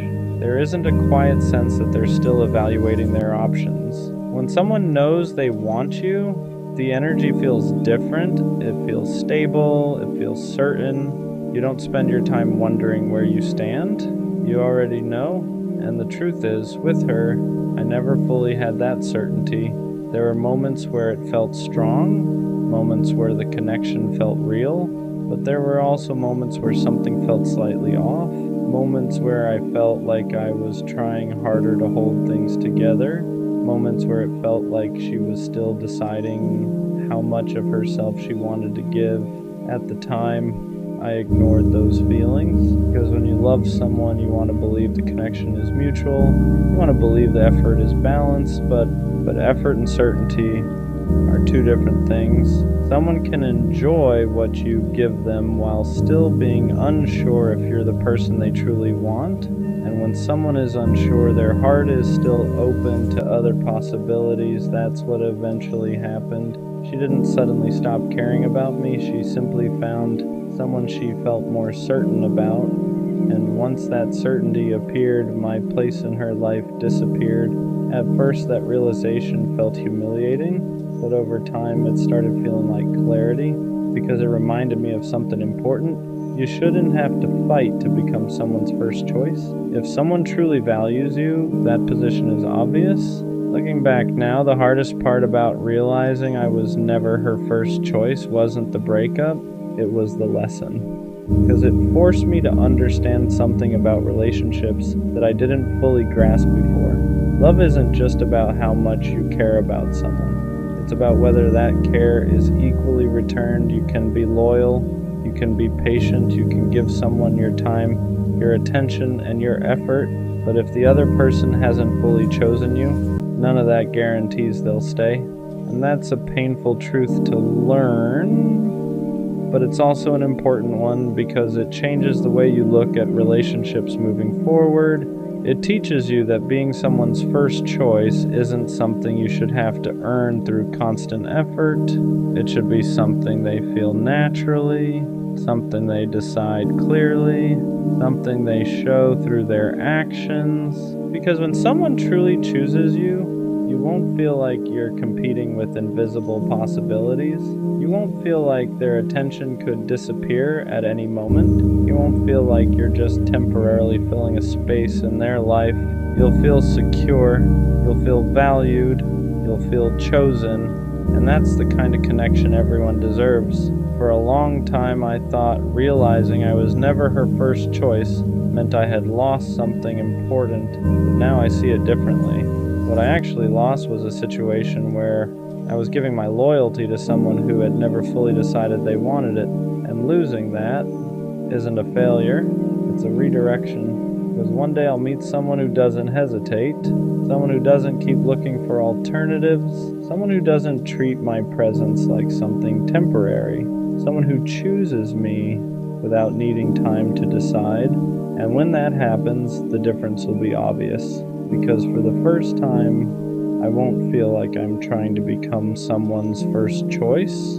I'll simply know that I already am. I owe you an apology. Not the kind that fixes things, not the kind that makes the pain disappear, just the honest kind. I couldn't meet you where you stood. I didn't show up the way you deserved. I didn't give you my time, my focus, or the version of me you believed in. And I hate that because you didn't ask for much. You just wanted consistency. You just wanted effort. You just wanted me to stay. And the truth is, I didn't walk away because I didn't care. I walked away because I cared and still felt lost. For a moment, you broke through everything I built to protect myself. The walls were down. I was open again. I remembered how to feel without fear, how to love without keeping score. I was that version of myself I thought was gone. Then reality got loud. Responsibilities piled up. Pressure from the future kept whispering that love wasn't something I had room for right now, that I needed to focus, that I needed to choose progress over emotion. Those thoughts didn't show up once, they stayed. They wore me down. I didn't know how to balance becoming who I needed to be and being who you needed at the same time, so instead of learning how, I ran. And I know saying sorry doesn't undo that. I know explanations don't heal wounds. I know intention doesn't erase impact. I hate that I taught you what love feels like when it leaves. I hate that I entered your life knowing I wasn't ready to stay. You didn't deserve confusion. You didn't deserve half effort. You didn't deserve to be left wondering if you were enough. You were. I just wasn't. And maybe one day when timing isn't fighting us, when growth doesn't feel like a threat to connection, I'll look back and understand why it had to end like this. But for now, all I can give you is honesty, not excuses, not promises, just this truth. I didn't fail to love because you weren't right. I failed because I wasn't ready. What hurts the most is knowing I saw the damage happening in real time and still didn't know how to stop it. I felt myself pulling away while you were still reaching out. I noticed the distance growing before I ever said a word about it, and instead of communicating the fear, the confusion, the pressure I was under, I stayed quiet. I chose silence because it was easier than admitting I didn't have the capacity to love you the way you needed. I convinced myself I was protecting you by leaving, that if I walked away early it would hurt less. But that was just another lie I told myself to make it easier to go. Because walking away doesn't soften the impact, it just changes the shape of the pain. Instead of closure, it leaves questions. Instead of understanding, it leaves self-doubt. And I hate that I played a part in that for you. You probably wondered what changed. You said something wrong. If you asked for too much, if loving me was a mistake, that's the part that keeps me up at night. Because none of this was your fault. You didn't push me away, you didn't move too fast, you didn't love wrong. You loved honestly, and I wasn't prepared to receive that. I wish I could tell you that timing is just an excuse, that if you really love someone, you make it work no matter what, but the truth is messier than that. Sometimes people are still becoming who they need to be. Sometimes they're carrying pressure they don't know how to put down, and sometimes they mistake love for something they need to run from instead of lean into. I didn't leave because you weren't enough. I left because I felt like I was failing at everything at once, and instead of asking for patience, I chose distance. I know apologies don't fix what's broken. I know understanding doesn't erase the hurt, but if there's one thing I hope you never forget, it's this. You didn't lose me because you loved too much. I lost you because I didn't know how to stay. There's a weight that comes with being the one who leaves. People think the person who walks away always has it easier. That's not true. Walking away doesn't mean you stop feeling. It just means you carry the guilt quietly. You replay moments where you should have stayed, moments where you should have fought harder, moments where you almost turned around but didn't. I still think about the way you looked at me when you trusted me, the way you believed in something I wasn't brave enough to hold on to. That kind of trust stays with you. It doesn't disappear just because the relationship ended. It becomes a reminder of what you weren't ready to protect. I know from the outside it probably looks like I chose myself, like I chose my future over you, but it never felt like a clean choice. It felt like failing two things at once, losing you and losing the version of myself that finally felt understood. I didn't walk away empowered, I walked away conflicted. Some nights I wonder what would have happened if I stayed, if I tried harder to balance everything instead of running from it, if I learned how to grow with you instead of convincing myself I had to grow alone. But wondering doesn't change reality. It just reminds me that timing can ruin something real if you let fear lead the decision. I hope you never think I took your love lightly. I felt it, I just didn't know how to carry it without dropping everything else in my life. And instead of learning how, I chose the easier pain, the pain of absence instead of the pain of effort. If you ever question your worth because of how I left, please don't. The fact that I felt safe enough to open up, even briefly, says everything about you. The fact that I couldn't stay says everything about where I was, not who you are. There's something I never said out loud, and maybe I should have. Leaving didn't make things quieter in my head. It made them louder, because once you're gone, there's no distraction from the truth, no comfort of your presence, no reassurance to lean on when doubt creeps in, just you, alone, facing the consequences of the choice you made. I had to sit with the fact that I hurt someone who only wanted to love me right, that I walked away from something genuine because I was scared of not being enough in the future I was chasing. And fear has a way of disguising itself as logic. It tells you you're being responsible, when really you're just running. I told myself I'd come back when things settled down, when life felt more manageable, when I had my priorities straight, but life doesn't pause to give you a second chance at people. And by the time you realize what you lost, the door is usually already closed. What I regret most isn't just leaving. It's not explaining myself fully while I was still there. I didn't give you the clarity you deserved. I let you fill in the blanks on your own, and that's unfair. Silence leaves room for self-blame, and you never deserve to carry that. You probably questioned if the love was real, if the moments meant anything. They did, every single one. The meaning alone isn't always enough to keep two people together when one of them doesn't know how to stay grounded. I'm learning now that growth doesn't have to come at the cost of connection, that ambition and love aren't enemies, that sometimes the bravest thing isn't walking away, but learning how to hold two things at once. I just wish I learned that lesson sooner. The hardest part to accept is that some lessons only make sense after the damage is done. I didn't understand back then that love isn't something you pause and come back to later. When life is more convenient, love happens in the middle of the chaos and the uncertainty and the balancing act you're scared you'll fail at. And I failed because I thought I had to choose one path or the other. I thought I had to become someone first before I could love you properly. I didn't realize that loving you could have been part of becoming that person. Instead, I treated love like a distraction instead of support, like something I had to set aside instead of something that could have helped carry the weight. Now I see how unfair that was to you. You were willing to grow alongside me. You weren't asking for perfection. You were asking for presence, for effort, for honesty. And instead of trusting that, I doubted myself so much that I made the choice for both of us. There's a strange loneliness that comes with choosing growth the wrong way. You make progress, but it feels hollow. You reach milestones and realize there's no one to share them with. And that's when it hits you that success without connection can still feel empty. I don't regret wanting more out of life. I regret not knowing how to include you in that vision. I regret thinking I had to do everything alone, because strength isn't isolation. Strength is knowing when to lean on someone who's willing to stand with you. If I could say one thing without apologizing again, it would be this: don't let my fear make you afraid to love again. Don't let my timing convince you that you asked for too much. You didn't. It just wasn't ready to rise to the moment. There's a quiet regret that doesn't show up right away. It creeps in later when life slows down and you finally have time to reflect. When the noise fades and you're left alone with the truth, that regret isn't loud or dramatic, it's subtle. The realization that you let go of something real because you were afraid of not being able to handle it. I used to think walking away meant I was choosing myself. Now I understand that choosing yourself doesn't always mean leaving. Sometimes it means staying and learning how to show up better, and I didn't know how to do that back then. I thought distance would give me clarity. All it really gave me was perspective. I wish I had sooner. I see now how rare it is to find someone willing to love you while you're still figuring yourself out. Someone patient enough to stand beside you without demanding you have everything together. And I walked away from that because I didn't believe I could be both growing and loving at the same time. There are moments I want to reach out, to explain everything I didn't know how to say before, but I don't, because reopening wounds for my own peace wouldn't be fair to you. Some apologies are meant to stay unspoken, carried quietly as lessons instead of words. I hope you found someone who meets you with the same energy you gave, someone who doesn't hesitate, someone who chooses you without second guessing. And if you haven't yet, I hope you at least learned that the love you offer is rare. The way you care isn't something everyone can handle, but the right person will treasure it. As for me, I'm learning that readiness isn't something you wait for.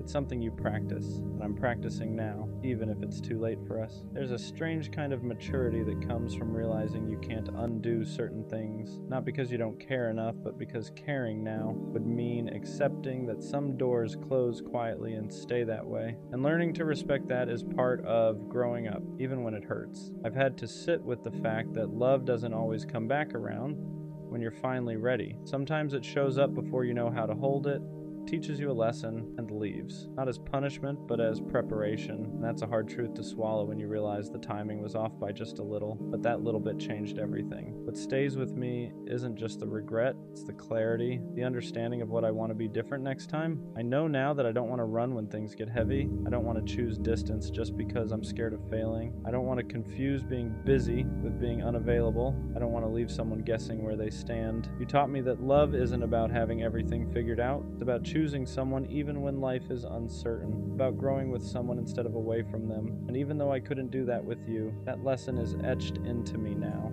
I hope you never look back and think you weren't enough. You were more than enough. You were just early, and sometimes early still hurts like loss. There are people we don't end up with who still change the trajectory of our lives. You were one of those people for me, and even if our story didn't continue, it mattered. It always will. This is where I finally stop apologizing and start accepting. Accepting that some connections aren't meant to be fixed, revisited, or explained away. They're meant to be learned from and released. Holding on to guilt doesn't change the past, and holding on to hope doesn't rewrite the ending. All it does is keep you stuck in a moment that already passed. I didn't lose you because love wasn't real. I lost you because timing, fear, and growth didn't align. And as painful as that is to admit, it's also freeing, because it allows me to move forward without pretending I was the victim or the villain. I was just someone who didn't know how to stay yet. You don't owe me forgiveness, you don't owe me understanding, and I don't expect you to remember me kindly. All I hope is that you remember the love for what it was. Honest, real, human, even if it couldn't last. I carry this with me now. Not as regret that weighs me down, but as awareness that shapes who I become. I know how fragile connection is. I know how rare it is to find someone who sees you fully and still stays. And next time, I won't confuse love with something I need to run from. Some people are meant to be chapters, not the whole book. And even though this chapter ended before I was ready, it taught me how to write the next one with more care, wherever you are.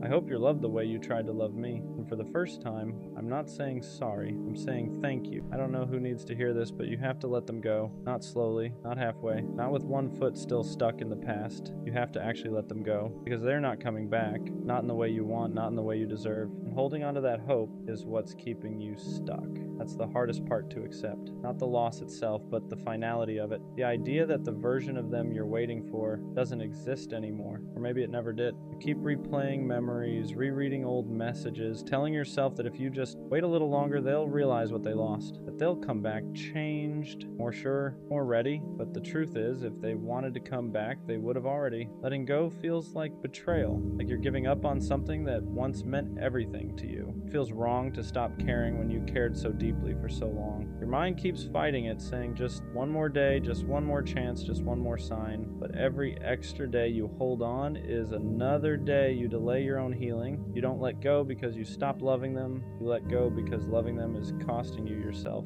your peace, your sleep, your confidence, your ability to be present. You've been living in a constant state of waiting for a text, waiting for clarity, waiting for closure that isn't coming, and that waiting has slowly been draining you. Here's what nobody tells you. Closure doesn't always come from a conversation. Sometimes closure is realizing that silence is the answer, that their absence is the explanation, that the confusion you feel is the clarity you've been avoiding, because someone who truly wants to be in your life won't make you question where you stand. You keep thinking that letting go means nothing good will ever replace what you lost, that you missed your chance, that this was the one. That's grief talking, not truth. Grief narrows your vision, makes the past feel bigger than the future. It convinces you that the best days are behind you, when in reality they haven't even happened yet. Letting go doesn't happen all at once. It's a series of small, painful choices. Choosing not to check their profile, choosing not to reread old messages, choosing not to fantasize about a version of them that no longer exists, choosing yourself,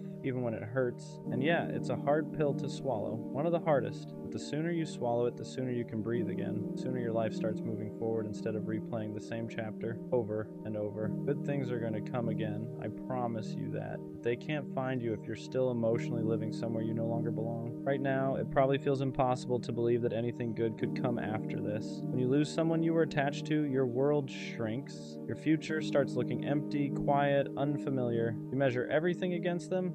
Every laugh feels weaker. Every conversation feels forced. Every good moment feels incomplete because they're not there to share it with. That's normal. Your brain is grieving what could have been, not just what was. You're mourning the plans you never got to live out, the version of the future you built in your head, the comfort of having someone to lean on. And when that disappears, your mind panics, tells you this was it. This was your chance. You won't feel like this again. But that voice isn't truth. It's fear. Fear tries to convince you that staying attached is safer than starting over, that even pain you recognize is better than uncertainty. So you cling to what's familiar even when it hurts you, even when it drains you, even when it keeps you stuck in the same emotional place you've been in for too long. Letting go feels like stepping into darkness. You don't know what's on the other side yet. You don't know who you'll become without them. You don't know how long it'll take to feel okay again, and that uncertainty is terrifying. But staying where you are guarantees one thing: nothing changes. You don't heal by holding on tighter. You heal by loosening your grip, even when every part of you wants to resist. You heal by accepting that some people are meant to be chapters, not whole stories, that some connections exist to teach you something, not to stay forever. And yeah, it hurts to admit that someone you love doesn't have a place in your life anymore. It hurts to realize that effort wasn't enough, that love alone couldn't fix timing, readiness, or their inability to choose you fully. But pain doesn't mean failure. Pain means you cared. Pain means you were real. You're not weak for struggling to let go. You're human. But don't confuse holding on with loyalty. Don't confuse waiting with strength. Sometimes the bravest thing you can do is walk away from something you still want because you know it's no longer good for you. You're not erasing them by letting go. You're releasing yourself. One of the most painful realizations you'll have is that letting go isn't about them at all. It's about you. It's about finally admitting that you've been living for something that no longer exists, that you've been holding space in your heart for someone who stopped holding space for you a long time ago. You tell yourself you're just being patient, that you're strong for waiting, that real love doesn't give up, but there's a difference between patience and self-abandonment. There's a difference between fighting for something and fighting yourself every single day just to survive it, and deep down, you know which one this has become. You've been stuck in this cycle of hope and disappointment. One day you feel okay, almost proud of how far you've come. The next day, a memory hits you out of nowhere and you're right back at the beginning. A song, a place, a random thought at 2 a.m., and suddenly your chest feels heavy again. That doesn't mean you're failing. It means you haven't fully let go yet, because part of you is still waiting for them to validate what you felt, to admit they hurt you, to say they cared as much as you did. But here's the truth you don't want to accept yet. You may never get that. And waiting for it is only keeping you tied to someone who already moved on. Letting go means accepting unanswered questions. It means choosing peace over understanding. It means realizing that not everything broken needs to be fixed. Some things just need to be released. And that's uncomfortable because your heart wants certainty, wants meaning, It wants closure wrapped in a conversation that makes everything make sense. But sometimes closure is recognizing that someone's inability to choose you is the answer. That their silence, their distance, their inconsistency already told you everything you needed to know. You just weren't ready to hear it yet. You didn't imagine the connection. You didn't make it all up. What you felt was real. But real feelings don't guarantee a real future, and holding on to that distinction is one of the hardest lessons you'll ever learn. You're not behind for struggling with this. You're not weak for missing them, but you are allowed to stop suffering for someone who isn't suffering without you. There comes a moment where you have to be honest with yourself about what you're really holding on to. Is it them, or is it the version of them you created in your head? The version that would have changed, the version that would have stayed, the version that would have finally chosen you the way you needed, because most of the time, that's what keeps you stuck. Not reality, but imagination. You fell in love with potential, with what could have been. If things were different, if timing was better, if they were more emotionally available, if they wanted the same future you did, but you can't build a life on ifs, and you can't heal while you're still negotiating with the past. Your heart keeps saying just a little longer. Your mind keeps saying maybe one more chance, but your body is exhausted, tired of carrying the weight, tired of the anxiety, tired of waking up every day with the same ache in your chest. That's your sign. Not everything that hurts is meant to be held on to. Letting go doesn't mean you pretend it didn't matter. It mattered deeply. That's why it hurts, but there's a difference between honoring what you felt and imprisoning yourself in it. You're allowed to acknowledge the love without chaining yourself to the loss. And here's something important. Moving on doesn't mean you'll forget them. You won't. Certain people leave marks on us, but those marks don't have to control where we go next. They can be reminders instead of wounds, lessons instead of anchors. Right now you're still looking backward, trying to make sense of something that already ended, but life doesn't unfold in reverse. There are people you haven't met yet, versions of yourself you haven't grown into yet, moments that will make this pain feel smaller in comparison. You just can't see them because you're still standing in the doorway of what was. Letting go is choosing to step forward even when your legs are shaking, even when you're scared of what's next, even when you don't feel ready, because staying where you are is hurting you more than leaving ever could. One of the hardest things you'll face once you start letting go is the emptiness it leaves behind. Not just emotional emptiness, but routine emptiness. They used to be part of your day, someone you talked to when something good happened, someone you leaned on when things went wrong. And now there's this silence where their presence used to be. That silence can feel unbearable at first. Your instinct will be to fill it with distractions, with new people, with anything that keeps you from sitting with the loss. And while distractions can help temporarily, they won't heal you if you use them to avoid feeling. Because healing requires you to feel it fully, to sit in the discomfort, to accept that this chapter ended and that it's okay to grieve it. You might catch yourself wanting to reach out, not because you have something to say, but because you miss the familiarity, the comfort, the version of yourself that existed when they were around. But understand this, missing someone doesn't mean they're meant to be in your life again. It just means they were once important. There's a difference between love and attachment. Love wants what's best for both people. Attachment wants relief from pain. And most of the time when you want to go back, it's attachment talking, not love. It's the part of you that's scared of being alone, not the part that's thinking clearly. This is where growth actually happens. In the moments where you choose not to reach out, where you choose to sit with the ache instead of numbing it. You choose yourself even when it feels lonely. Every time you make that choice, you're rebuilding trust with yourself. You're proving that you can survive without them. And slowly, that silence won't feel so loud anymore. It'll start to feel like space. Space to think, space to breathe, space to rediscover who you are without them. And in that space, something new begins to form. Not another person, but a stronger version of you. One of the hardest things you'll face once you start letting go is the emptiness it leaves behind. Not just emotional emptiness, but routine emptiness. It used to be part of your day. Someone you talked to when something good happened, someone you leaned on when things went wrong. And now there's this silence where their presence used to be. That silence can feel unbearable at first. Your instinct will be to fill it with distractions, with new people, with anything that keeps you from sitting with the loss. And while distractions can help temporarily, they won't heal you if you use them to avoid feeling, because healing requires you to feel it fully, to sit in the discomfort, to accept that this chapter ended and that it's okay to grieve it. You might catch yourself wanting to reach out, not because you have something to say, but because you miss the familiarity, the comfort, the version of yourself that existed when they were around. But understand this.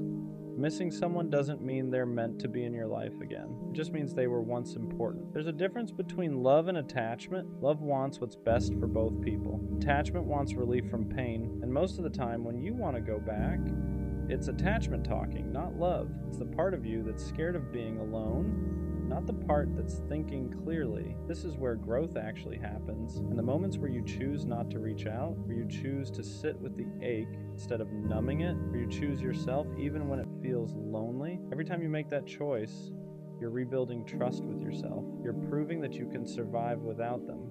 And slowly that silence won't feel so loud anymore. It will start to feel like space to think, space to breathe, space to rediscover who you are without them. And in that space, something new begins to form, not another person, but a stronger version of you. Eventually you start noticing small shifts, not dramatic ones, nothing that feels like a movie moment, just quiet changes. You wake up and they aren't the first thought in your head anymore. You go a few hours without checking your phone. You laugh at something and realize it didn't immediately remind you of them, and for a second you feel guilty for that. Like moving forward means erasing what you had. It doesn't. Healing isn't linear. Some days you'll feel strong, other days a random memory will knock the wind out of you. It doesn't mean you're going backwards, it means you're human. You spend time building something emotionally, tearing it down takes time too. Be patient with yourself in that process. This is also when clarity starts setting in. You begin to see things more honestly, the red flags you ignored, the effort imbalance, the moments where you shrunk yourself just to keep them around. You realize how often you settled for breadcrumbs and called it love because you didn't want to accept the truth. And instead of hurting you, that realization empowers you. Because now you know what you don't want. You know what you won't tolerate again. You know that love shouldn't feel like confusion, anxiety, or constant self-doubt. It shouldn't make you question your worth. It shouldn't require you to beg for effort or clarity. You also start forgiving yourself for staying too long, for hoping too hard, for ignoring your intuition. You did the best you could with what you knew at the time. That version of you was just trying to be loved. There's nothing shameful about that. And slowly you stop romanticizing the past. You stop replaying only the good parts. You start remembering the nights you felt lonely even when they were still around, times you felt anxious instead of secure, the moments you felt like you were asking for too much when you were really just asking the wrong person. That's when letting go stops feeling like loss. It starts feeling like relief. At some point, you stop asking yourself why it didn't work. That question loses its power, not because you found every answer, but because you finally realize the answers wouldn't change the outcome. Understanding doesn't always heal you. Acceptance does. You accept that you loved genuinely, even if it wasn't returned the same way. You accept that you showed up fully, even if they didn't know how to meet you there. You accept that some people come into your life to teach you something, not to stay forever.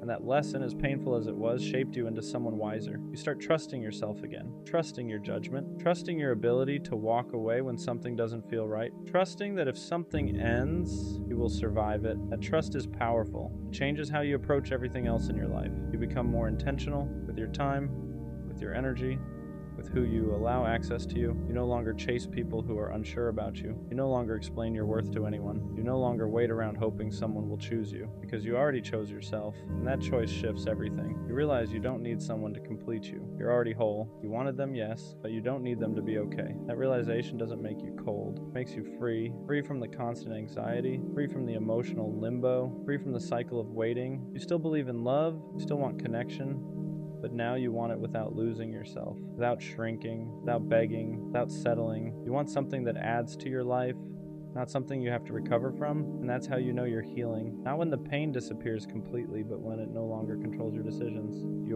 I don't know who needs to hear this right now, but you have to let them go. Not because you didn't care enough, not because what you felt wasn't real, but because holding on to something that's already gone is only hurting you more. They're not coming back, and I know that's a hard pill to swallow. It's one of those truths that sits heavy in your chest because part of you is still hoping, still replaying memories, still thinking maybe one day things will go back to how they were. But the truth is, if they wanted to come back, they would have. You wouldn't be sitting here questioning everything. You wouldn't be overanalyzing every small sign. You wouldn't be waiting for a text that never comes. Someone who wants to be in your life makes that clear. They don't leave you guessing, they don't disappear, and expect you to keep the door open forever. Letting go doesn't mean what you had didn't matter. It doesn't erase the memories, the connection, or the time you shared. It just means you're choosing to stop living in the past. You're choosing to stop punishing yourself by holding on to something that no longer exists, and that choice takes strength, even if it doesn't feel like it right now. I know part of you is scared. Scared that letting go means starting over. Scared that you won't feel that way about anyone else again. Scared that this was your one chance at something special. But that fear is lying to you. Life doesn't give you just one opportunity for love, connection, or happiness. It gives you many, but only if you make space for them. The sooner you let go, the sooner you heal. The sooner you stop checking their page, rereading old messages, and asking yourself what you did wrong, the sooner you start moving forward. And moving forward doesn't mean forgetting. It means accepting. It means allowing yourself to grow past this version of your life. Good things are going to come again, not the exact same things, not the same person, not the same situation, but something new, something healthier, something that won't leave you feeling confused, unchosen, or stuck. I promise you that. So let this be your reminder. You don't need to keep holding on to prove how much you cared. You've done enough. It's okay to release what no longer serves you. Sometimes the bravest thing you can do is finally say goodbye, even when part of you still wishes they'd stay. You know that one friend who always looks fine on the outside? The one who never really asks for help? The one who somehow holds everything together without making a sound? They're the one who cracks jokes when the room feels awkward, the one who lightens the mood when things get heavy, the one who says, "I'm good," so casually that nobody questions it, but if you look closely, their eyes tell a different story. They're always there, always listening, always giving advice, always making time. If someone's hurting, they show up. If someone needs comfort, they provide it. If someone feels lost, they help them find direction. They became the glue without ever asking to be. And over time, they learned something dangerous. They learned that people rely on them being strong. They learned that when they show pain, it makes others uncomfortable, so they stop showing it. They mastered the art of looking okay. You don't see how tired they really are. You don't see the nights they sit in silence, staring at nothing, trying to keep themselves from falling apart. They laugh, but it's lighter now. They smile, but it doesn't reach the same place as it used to. They say they're just tired, when in reality they're exhausted in ways sleep can't fix. They learned how to bottle everything up, how to swallow emotions mid-sentence, how to carry pain quietly so no one else has to deal with it, because they don't want to be a burden. They don't want to ruin the mood. They don't want to take up space. So they shrink themselves emotionally, even while holding space for everyone else. And the craziest part, they're not asking to be saved. They don't want attention. They don't want pity. They don't want grand gestures. They just want someone to notice, someone to really ask how they're doing and actually stay for the answer. Someone to notice that their laughter sounds a little forced lately, that their messages are shorter, that they're physically present but mentally somewhere else. Someone to say, "You don't have to be strong right now," because being the strong one gets lonely. You carry everyone else's weight and still feel guilty for having your own. You feel like you don't have permission to fall apart because everyone else depends on you staying together. But even strong people need rest. Even strong people need to cry. Even strong people need reassurance. Strength doesn't mean never breaking. It means breaking quietly and still showing up. And that's not fair. So if you have that friend, the one who's always okay, the one who never complains, the one who holds everyone else together, check on them, not with a quick "you good?" Not with a surface level question. Check on them with presence, with patience, with a real conversation. Because sometimes the people who seem the most okay are the ones who need love the most. And sometimes all it takes is one person finally seeing them for the weight they've been carrying alone